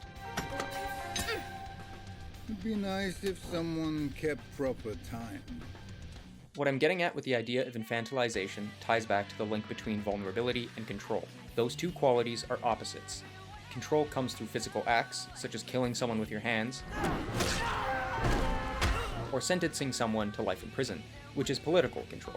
Vulnerability is associated with a lack of control in regards to what will happen to you. No personal agency. This is a quality we associate with children. Oh, brother. as we don't give them that many responsibilities when they're young. That's the link between femininity and infantilization. We've been through this before. No pets. Please don't interpret this concept as me saying women are like children. They're not. I mean, we all were at one point, but that's not the idea I'm getting at. This is not the way a lady should be treated. I am appalled by your lack of manners. We are ladies too, you know. Oh yeah, I guess I forgot. Because of this link, though, you will notice some people will have a Freudian slip when talking about someone without responsibilities in life. They may say something like something has been feminized when they mean to say infantilized. On the other side, like I've kind of alluded to before, masculinity can end up becoming a sociopathic killing machine. An example of something being the apex of masculinity would be like a super soldier. Wait, what? Wait,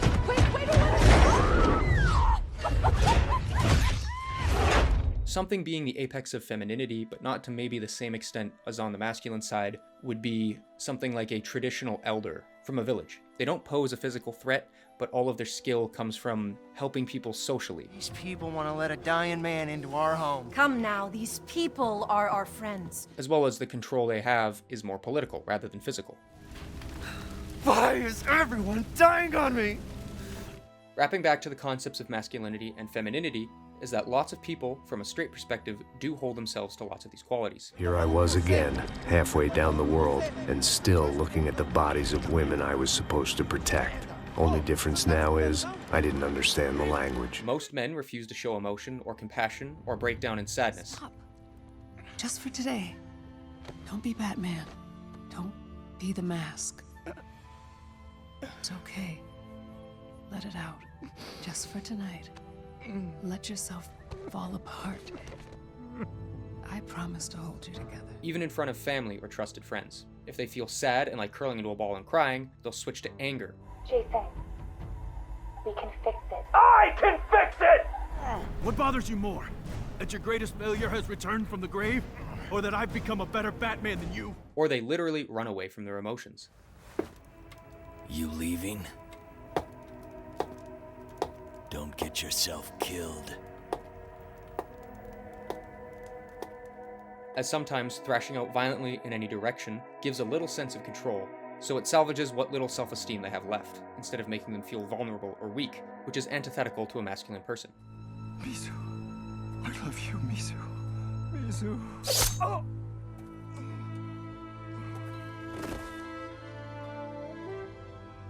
Like a hammer, if it breaks down or it can't fulfill its purpose, it's discarded and replaced. Most men are subconsciously aware of this, and try to avoid being discarded.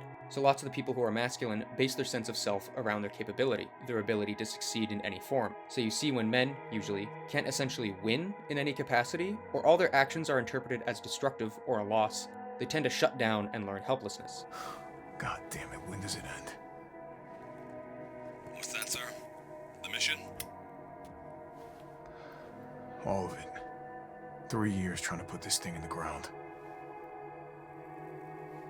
3 years too long. And in some horrible cases, they seek a permanent solution to a temporary problem. As logically, it is fixing their problem, but it is permanent. You know, it really is beautiful. Been nice working with you, V. Yeah. With you too, Johnny.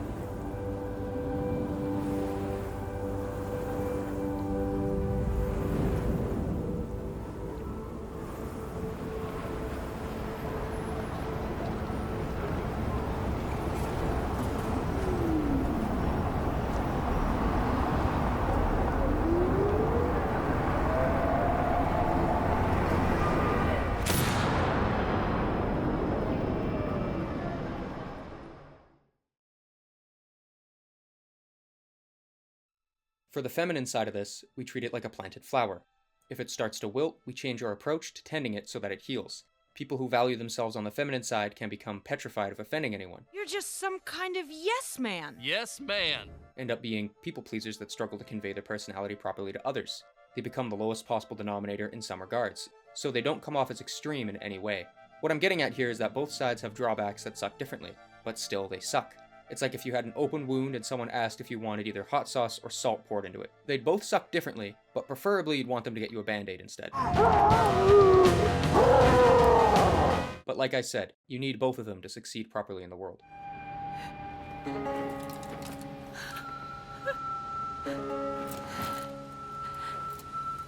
Occupations that invoke masculinity would be in the military or law enforcement.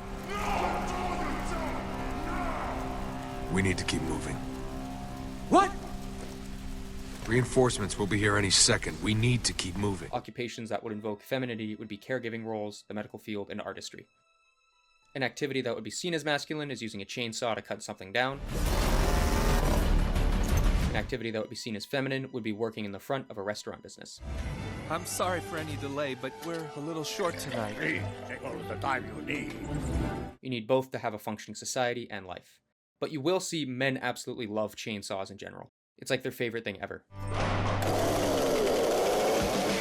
And yes, women on the masculine side would basically be tomboys. That's for you, random guy in my comments.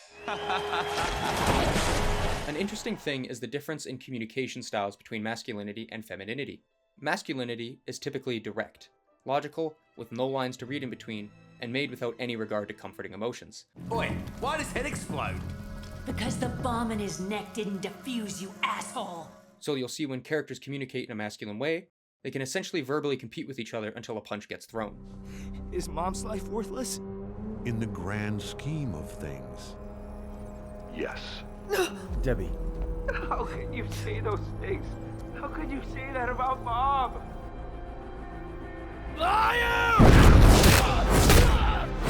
Feminine communication is comforting.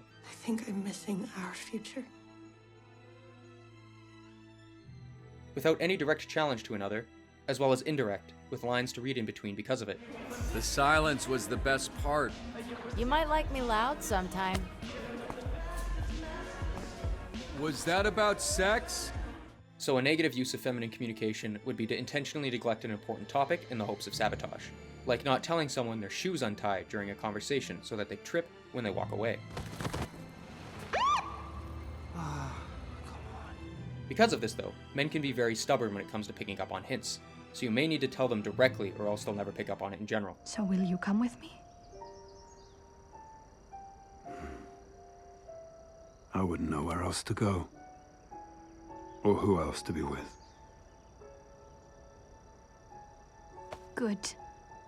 For example, living on the far side of masculinity can earn you great respect, but no love, so you end up feeling isolated and without any warmth or comfort. A character that's a perfect example of this is Conquest from Invincible. Pay attention! He's treated like a hammer. I am so lonely. There's no need to care for him or to make him feel cared for as long as he gets his job done. All the other Viltrumites are scared of me. He's earned so much respect that it's turned into fear. I am a victim of my own success. Conquest. I don't even get a real name. Only a purpose. If you live on the far side of femininity, you may feel loved but not respected. Like you have no responsibility or control over your surroundings. A character that's an example of this would be Toph. Ow! What was that for? That's how I show affection. Work with me here. Specifically, how Toph's family treats her. I've let you have far too much freedom. From now on, you will be cared for and guarded 24 hours a day. They give her all the love and compassion anyone could hope for, but they refuse to give her any respect or responsibility. Basic forms and breathing exercises only. Very good. She's treated like a displayed tulip. They're petrified of any harm coming to her, so her more masculine personality clashes with the feminine treatment from her family, which also makes for an interesting character development. I'll take the belt back. Ow! Sorry. You can play around with these roles, especially in writing. Doing so adds more degrees of relatability, back to that first type of appeal, to characters in most cases. I have a system. There's a place for everything, everything in its place. Need this. You can't do that! This is anarchy! Society has rules! Characters working with these trends to their negative ends would be anger. That's it! No, breathe, find your happy place. And sadness from Inside Out. Tell me where we're going. Okay, only I'm too sad to walk. Just give me a few hours. Oh! Remember, coke-snorting caveman who acts without thinking, and the sad person curled into a ball who only overthinks and rarely acts or stands out. And you've met sadness. Characters that work against the trend would be Eve and Wally.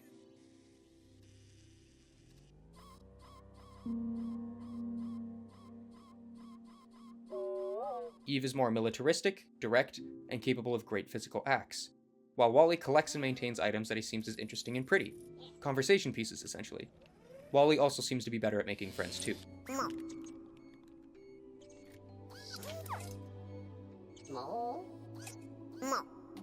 All of these design choices are good, right? Same with the writing. But they are made in relation to these societal expectations, because they're not made in a vacuum. But creating characters with these variations of masculinity and femininity, and introversion and extroversion, definitely breathes life and creativity into lots of media. Tell me the truth. Do I look silly? Not at all. You look lovely. You mean it? Our definitions of masculinity and femininity have a more of a cultural base, as some people will only inhabit one side, or others will inhabit larger chunks of the spectrum. But the difference between introversion and extroversion is actually more neurological, the structure of our brains and the pathways in it. Miles! Yeah! You can't really change that quality about a person unless you start drugging them. For example, you can give an introvert better social skills. Follow-up question. Do I have to wear a dress? Follow-up to the follow-up. Does it have to be a stain-free dress? And you can give an extrovert better listening skills. But you can't change the way someone's social battery works. And the only babe just left. My sincerest apology, brother. I was so eager to see you, I couldn't concentrate on preparations for the bash. Men feel represented when they see a man admit vulnerability or break down on screen. Maria. Baby, I'm sorry I couldn't bring you home. But you're with the kids now. That's home, yeah? I'll see you all again one day. Look, Marcus is busy saving the world again, so I gotta be there for him. And women feel represented when a woman puts her foot down or is more assertive on screen. Don't gotta worry about me. Yeah, be a good boy. Stay! Lucy, it's you and me. I'm gonna quickly cover sexual imagery now. Is it me or this thing screams phallus? What was it for? Sexual imagery based on the sexes can also leave certain impressions on the viewer. In general, sexual imagery makes the viewer uncomfortable. Cool dick. So, you, got some kind of clever supervillain name? You can call me Toxic. Bro, that works on so many levels for you. Phallic imagery gives off an impression of danger, intimidation, and destruction. Vaginal imagery can be used to convey ideas of creation and birth.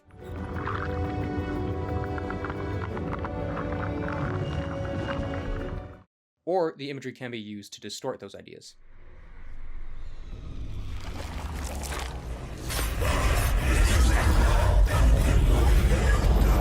With all this talk of masculinity and femininity, you may be wondering how this ties back to character design. Sometimes you want to represent certain characters with more of the qualities of either femininity or masculinity, because you're writing them a certain way. And we do interpret how people style themselves or what they wear as either masculine or feminine, even down to the structure of their bodies. So this is how it ties back into character design. And I have never known defeat. In general, practicality is seen as masculine. Could we possibly make any more noise? I guess so. And being beautiful at the cost of a bit of efficiency is seen as feminine. One thing that's seen as more masculine are thicker necks.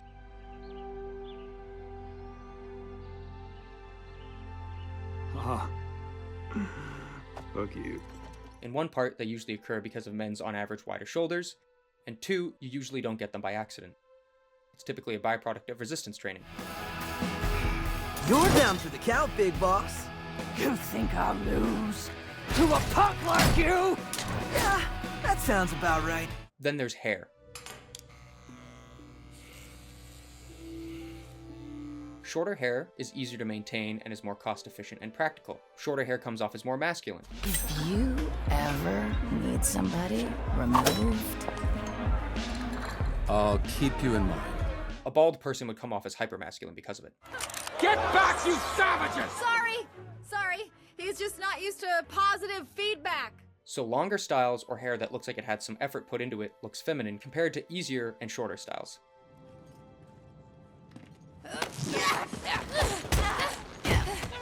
But there are some hairstyles where it's like a medium length, but it's also kind of unkept. Check this out. I have eyes that can see right through lead. so it doesn't really come off as feminine. They look kind of homeless and like they need a hug instead. Would you please leave my testicles alone? Then there's someone's overall build. Taller and stronger people come off as more masculine, as their bodies are capable of greater amounts of destruction in their environment.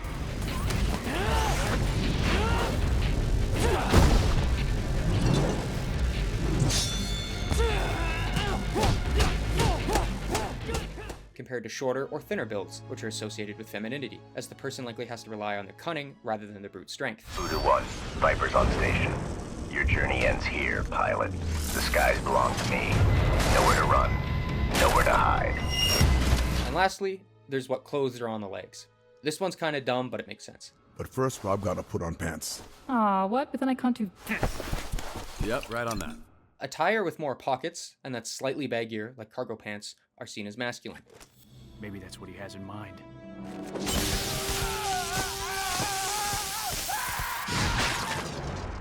While clothes that leave you more exposed, or without pockets, are seen as more feminine. Quiet now, child. Adults are talking. Like a skirt or a kilt. Huh? Another thing we see as more feminine is higher facial contrast, regardless of someone's complexion. We see faces that have a greater disparity in value around the eyes and mouth as more feminine, and those with less as more masculine.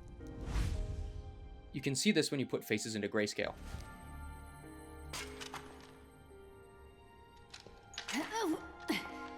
Thanks. So giving characters longer and more obvious eyelashes or eyeshadow can add femininity. Mr. Lightning Bolt. Just doing our job, Mr. Prime Minister. Adding or removing lip coloring can add or remove masculinity or femininity. Gimme! Did you seriously climb all the way up here just to see what my bonus is? No, I sarcastically climbed all the way up here to see what your bonus is. He said, sarcastically. Phone! Okay, Jesus! To a character as well. You give it to her. We both know that's not gonna be possible. Fun fact, Violet has the longest eyelashes of any of the main cast in Arcane. With all that said, that's why we would associate a cardigan more with femininity and a trench coat more with masculinity. If you were to splash water on both pieces of clothing, the water would soak through the cardigan to the clothes underneath, but the trench coat would cover you. What? Shit, I am very flammable! It's that link back to physical practicality. So a character's outfit that would be quite masculine would be Isaac Clarke in his engineering suit.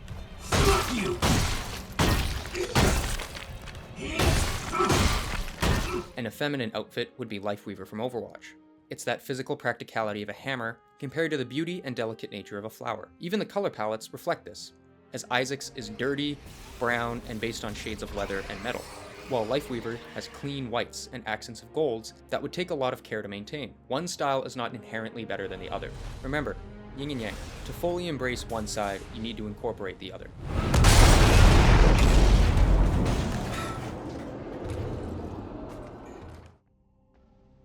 Now we can actually tackle the markets, because the ideas of masculinity and femininity do play a role in it, and characters aren't really made in a vacuum, especially in hero shooters. Masculinity is associated with challenge, competition, and destruction. The train still got the moves, baby! That was a move I first used against the Eagles in the national finals! Of course, them bitches didn't explode! Femininity is associated with social cohesion, group work, and the social management of people and cooperation. A team is stronger with a common goal. And like we said, another hand would help.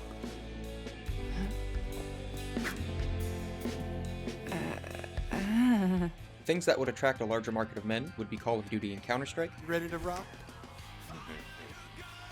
I'm ready to roll, baby! What the fuck? Oh, that shit? Nah, I'm just fucking lazy. Things that would attract a larger market of women would be The Sims and K-pop Demon Hunters. Did you want to come in? I mean, yeah, if you want me to come in, I can come in. And one in the middle for both audiences is Baldur's Gate 3 or Mass Effect. And who is that? You both manage people and their problems. I don't know what you mean by that. Yes. You do. While min-maxing Gale so we can throw the biggest fireball possible at a random goblin. Shadow Wizard Buddy Gang, we love casting spells. And we tend to see that these trends and market appeal are hard to move around on a mass scale. Oh, you're really heavy. Really? Thank you. Try all you want advertising to women, they probably won't pick up Call of Duty. Then focusing down with the markets, we can look at Overwatch. Cyborg! We definitely need Cyborg! They'll destroy anything! A fucking gorilla?! But before I go into it, I'm going to give an example of market demand. Many of you may like different ice cream flavors. I love this burger, so delicious. Some of you like vanilla, strawberry, chocolate, mint chocolate chip, and some of you may even like pistachio. You have to understand that some of these flavors have more demand than others. Therefore, some flavors are supplied more than others. You have money, right? I'm not very liquid right now. Chocolate versus pistachio, meaning it doesn't make as much sense for companies to put more resources or employees into items with less demand, as it basically becomes a money sink for them. This ties back to the characters in Overwatch. Companies only have so much time and so many resources to use, so they'll intentionally focus on what sells to ensure they can make money. You can also see that they tend to charge more too for some of these heroes or bundles if they know they'll sell. If you look at the cast of Overwatch, you'll notice that the men that adhere to masculinity Get back to the ship. and the women who adhere to femininity Let's get you back in the fight. tend to sell more. They have a higher cohesion with the stereotypes and what would culturally be expected. But the golden rule does hold true for every character in Overwatch, which means the design is good. I'm not saying that designs that don't sell aren't good. That's opposite of what I'm saying. I'm just saying, like, this is the market. But you will see that Blizzard tends to ignore the characters that go against the norms more heavily. For 3.5 years, white man did it in 1 week. I waited for 3.5 years, white man did it in 1 week. I said I waited for 3.5 years, the white man did it in 1 week. Such as Zarya and Lifeweaver. They're like pistachio ice cream. Nothing inherently wrong with them, but there's not as much sense in creating a massive supply for a smaller demand. Companies like surefire ways to make money. Especially at larger studios, where larger projects cost more money, so at least they'd like to make a return on their investment. Another aspect that would play an element to how well characters sell skins is how easily understood their power fantasy is visually as well as culturally. I'm a scientist. Take Doomfist, for example. He's technically highly masculine, and his power fantasy does come through with his design, but to my knowledge, there isn't one specific word in English to properly describe what he does or what his fantasy is. Compare him to Cassidy, who is just a cowboy in a sci-fi setting. Say hi to the monkey for me. Monkey? Scientist. Whatever. So it's extremely easily understood culturally, as well as it's only one word to use of, what is he? Cowboy. That's it. Doomfists still comes through, but it needs a lot more explaining to go along with it.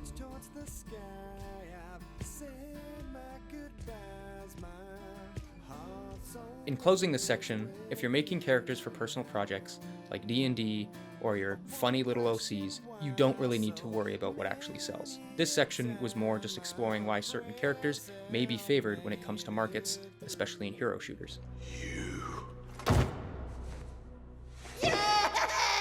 Junker Queen! Then there's the last of the three types of appeal in character design. Boo. This one really only gets put into use once characters are in markets not aimed at general audiences, but older ones, such as young adults and above. Knock off, Featherface. As well as franchises that have violence in movies,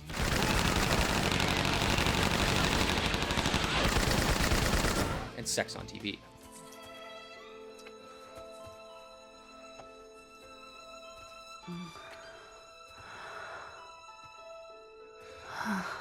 Where you have to properly represent human bodies. Because some projects don't need to accurately represent the body, they can keep them looking like pool noodles and clothes. Think of Ratatouille. You don't need people built like the Punisher running around in that movie.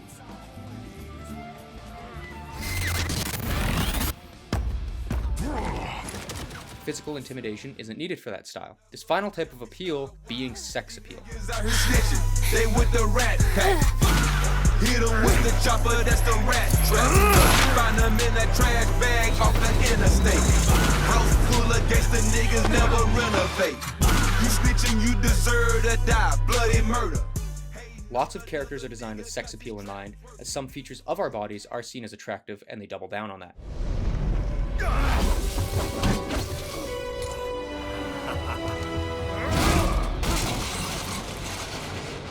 I'll also cover beauty standards here too. But sex appeal is usually kept out of projects intended for younger audiences. I hereby decree that everyone who was ever mean to me shall be executed. Oh, this place just got interesting. Because once you fill a cast full of hot characters, people tend to get freaky very fast.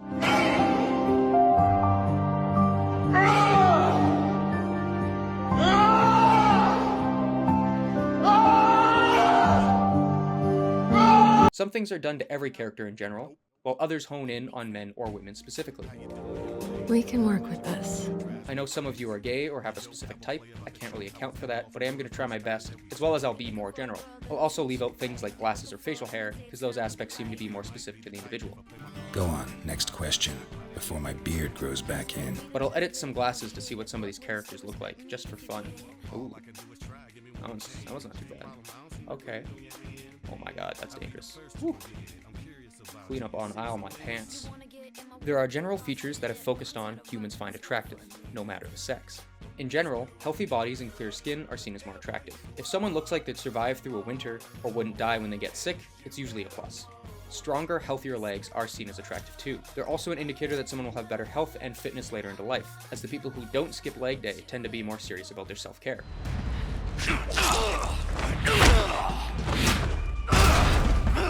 Now I'll cover beauty standards. For a long time, women's beauty standards depicted them as extremely thin and always youthful looking, promoted lots of anorexic behaviors as well as excluded naturally thicker women. Lots of women in the public eye died from issues related to anorexia or other eating disorders. They were advertising women built like the corpse bride, rather than more athletic women. Also, last time I checked, time doesn't stop. So preventing every aspect of aging is basically impossible, except for the select few that have crazy genetics. Men's beauty standards are different, but still harmful. Oh, busted! You may have heard of the term gymflation, the trend that advertising and media kept adding more and more muscle to men, especially after the 70s. You can even see this in some of the action figures being sold to children.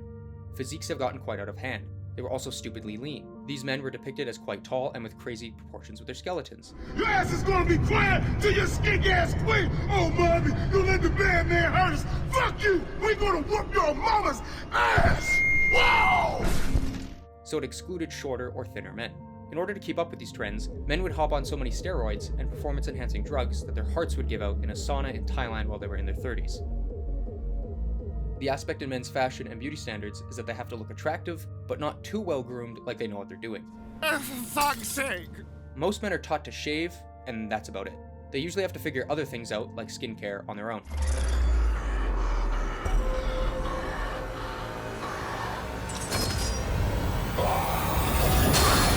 But if a man looks too attractive, he can start to look a bit feminine, and then we associate him less with masculinity.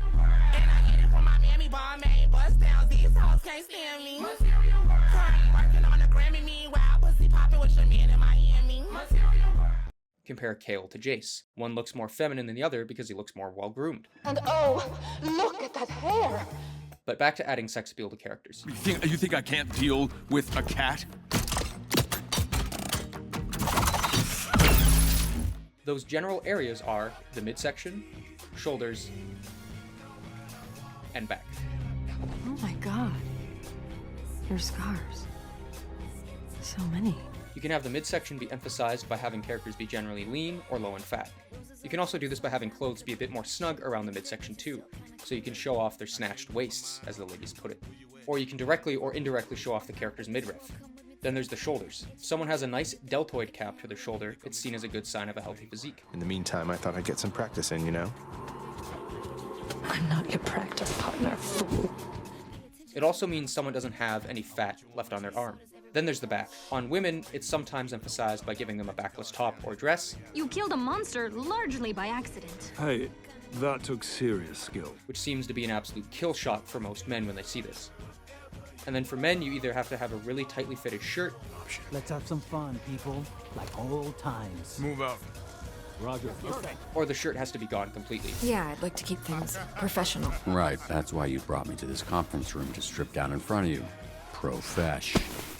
You can also give characters siren eyes, which are upturned and narrowed. We assume people with eyes like these are more aggressive and sexual than other eye shapes.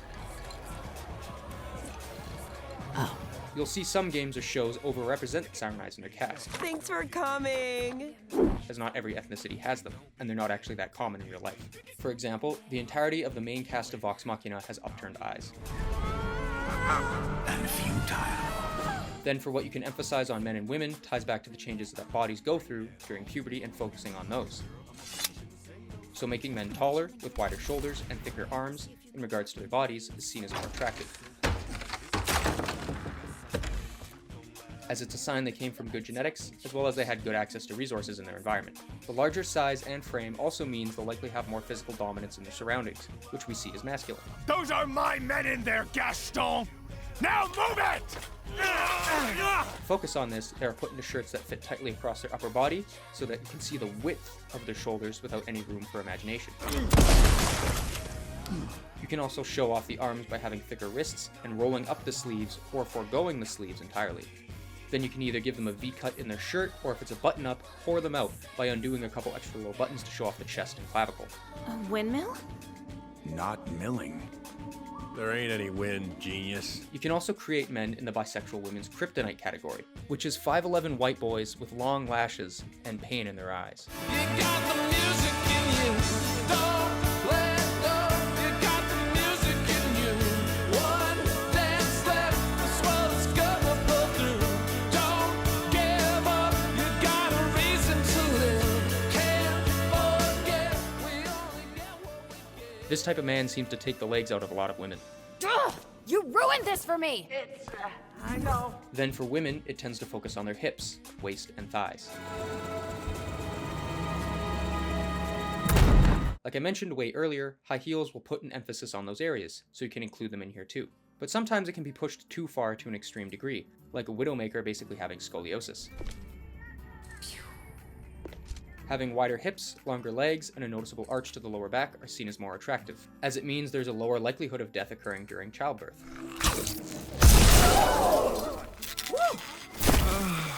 Then there's usually tighter fitting pants, or having the waistline of the pants end higher up and be tighter so it draws attention to the waistline and the other features I mentioned before.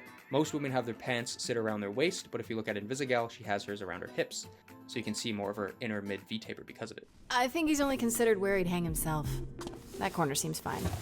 You can also emphasize the waist and hips through the use of jackets. If you put a jacket on a woman, open it wider than normal, and crop it slightly higher than usual, it gives the silhouette a higher contrast between the jacket and their waist, Nice jacket. making it look smaller than normal. You can actually see that some artists have done this to some men, so they're basically wearing women's jackets.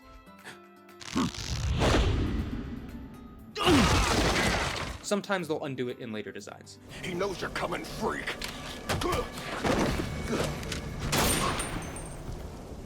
I will say, in general, women are clothed differently than men in character design, especially in things aimed at male audiences. I mean, look at the costume they've got you in. Talk about pandering to gender roles. I designed my own costume, and I thought your doctorate was in seismology. Undergrad in sociology and women's studies. I had a minor in African dance. Usually women's clothing is far more revealing and their physiques are exaggerated, either by being vacuum sealed to their body or like their wardrobe got thrown into a wood chipper.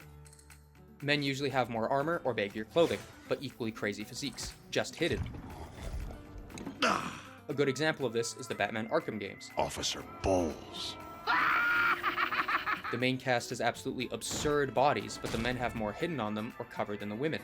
Poison Ivy doesn't even have pants on, and Batman's hands are larger than the women's heads. A franchise that's quite equal in the clothing of its characters is Hades. Some of the men are actually wearing less clothing than the women. Feels like every character was given a fair shot rather than bias being involved. I really like those designs. Some characters, though, they really try to drag the appeal in, especially for the women, and they start putting them in clothing where it's like, I feel like you should be wearing pants, though, just given like how your character's written and all that, as well as your occupation. I'm cooking. Any special orders? There's nothing wrong with adding sexy people to whatever's being made, especially if it's a game with romance options, because that definitely helps more than it hurts. You know, Garrus, need I say more? But there is definitely a history of sexualizing women in media, or female characters in general, far more compared to what males wear or how men are portrayed. Let's be honest, it's kind of overkill sometimes. Some people do pick weird fights, such as bringing up Meg's proportions and design from Hercules, but Hercules is right there. Move! Move! Granted, not every case is like that, and the pattern is definitely against women more often, especially historically, but currently, it seems to be evening out of them. Some characters are going to be hot no matter what. It doesn't matter what you put them in. Some of them would probably still look smoking even if you put them in a parka. You can make them bad as fuck while still being tasteful. Like, why does Freya have a thigh gap on her legs if she's supposed to be a practical hunter or tracker? I feel like she should be wearing pants with lots of pockets, like almost cargo pants. But it's entirely possible that, in terms of character design in Overwatch, Ana actually has the kind of monopoly on baggy pants for women. I may be wrong though. The developers may, every time they design a character, as soon as they put baggy pants on a woman, it may start to look like Ana, especially Ana's got the cloak and Freya's got the cape. It's like they probably blend if you gave Freya some baggy pants. I may be wrong though. It's good to have a nice variety of designs and power fantasies in character design and franchises, but branching out in many different ways can help fully capture the human condition. People are pretty messy. I had it all wrong. All wrong. Being a father didn't make me scared. It made me brave.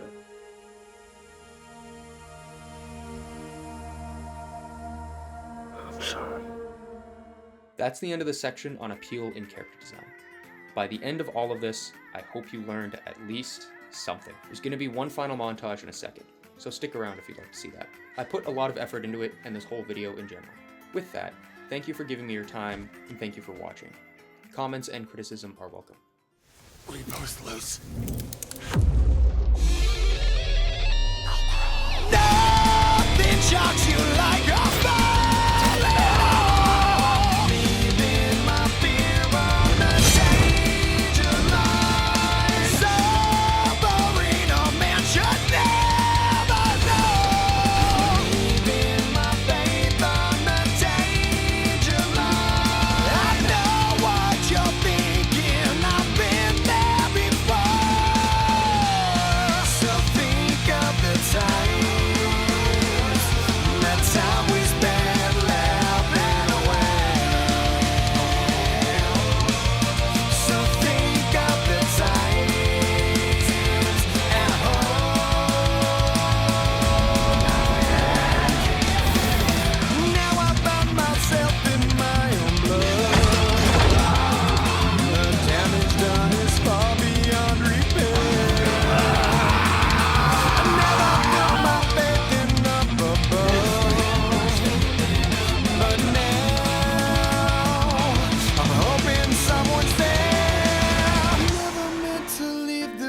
Alone. I never meant to hurt the ones who cared. And all this time I thought we'd just grow old.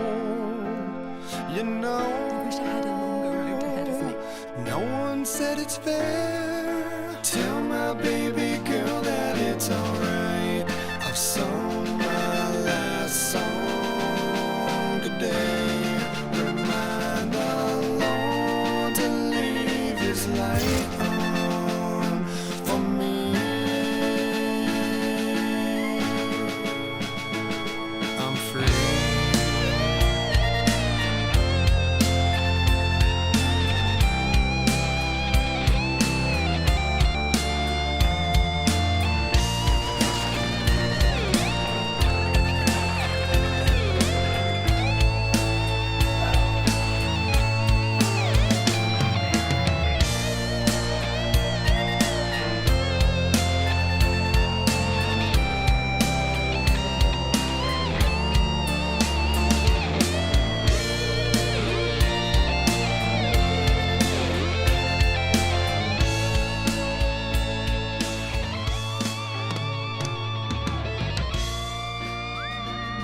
This is good.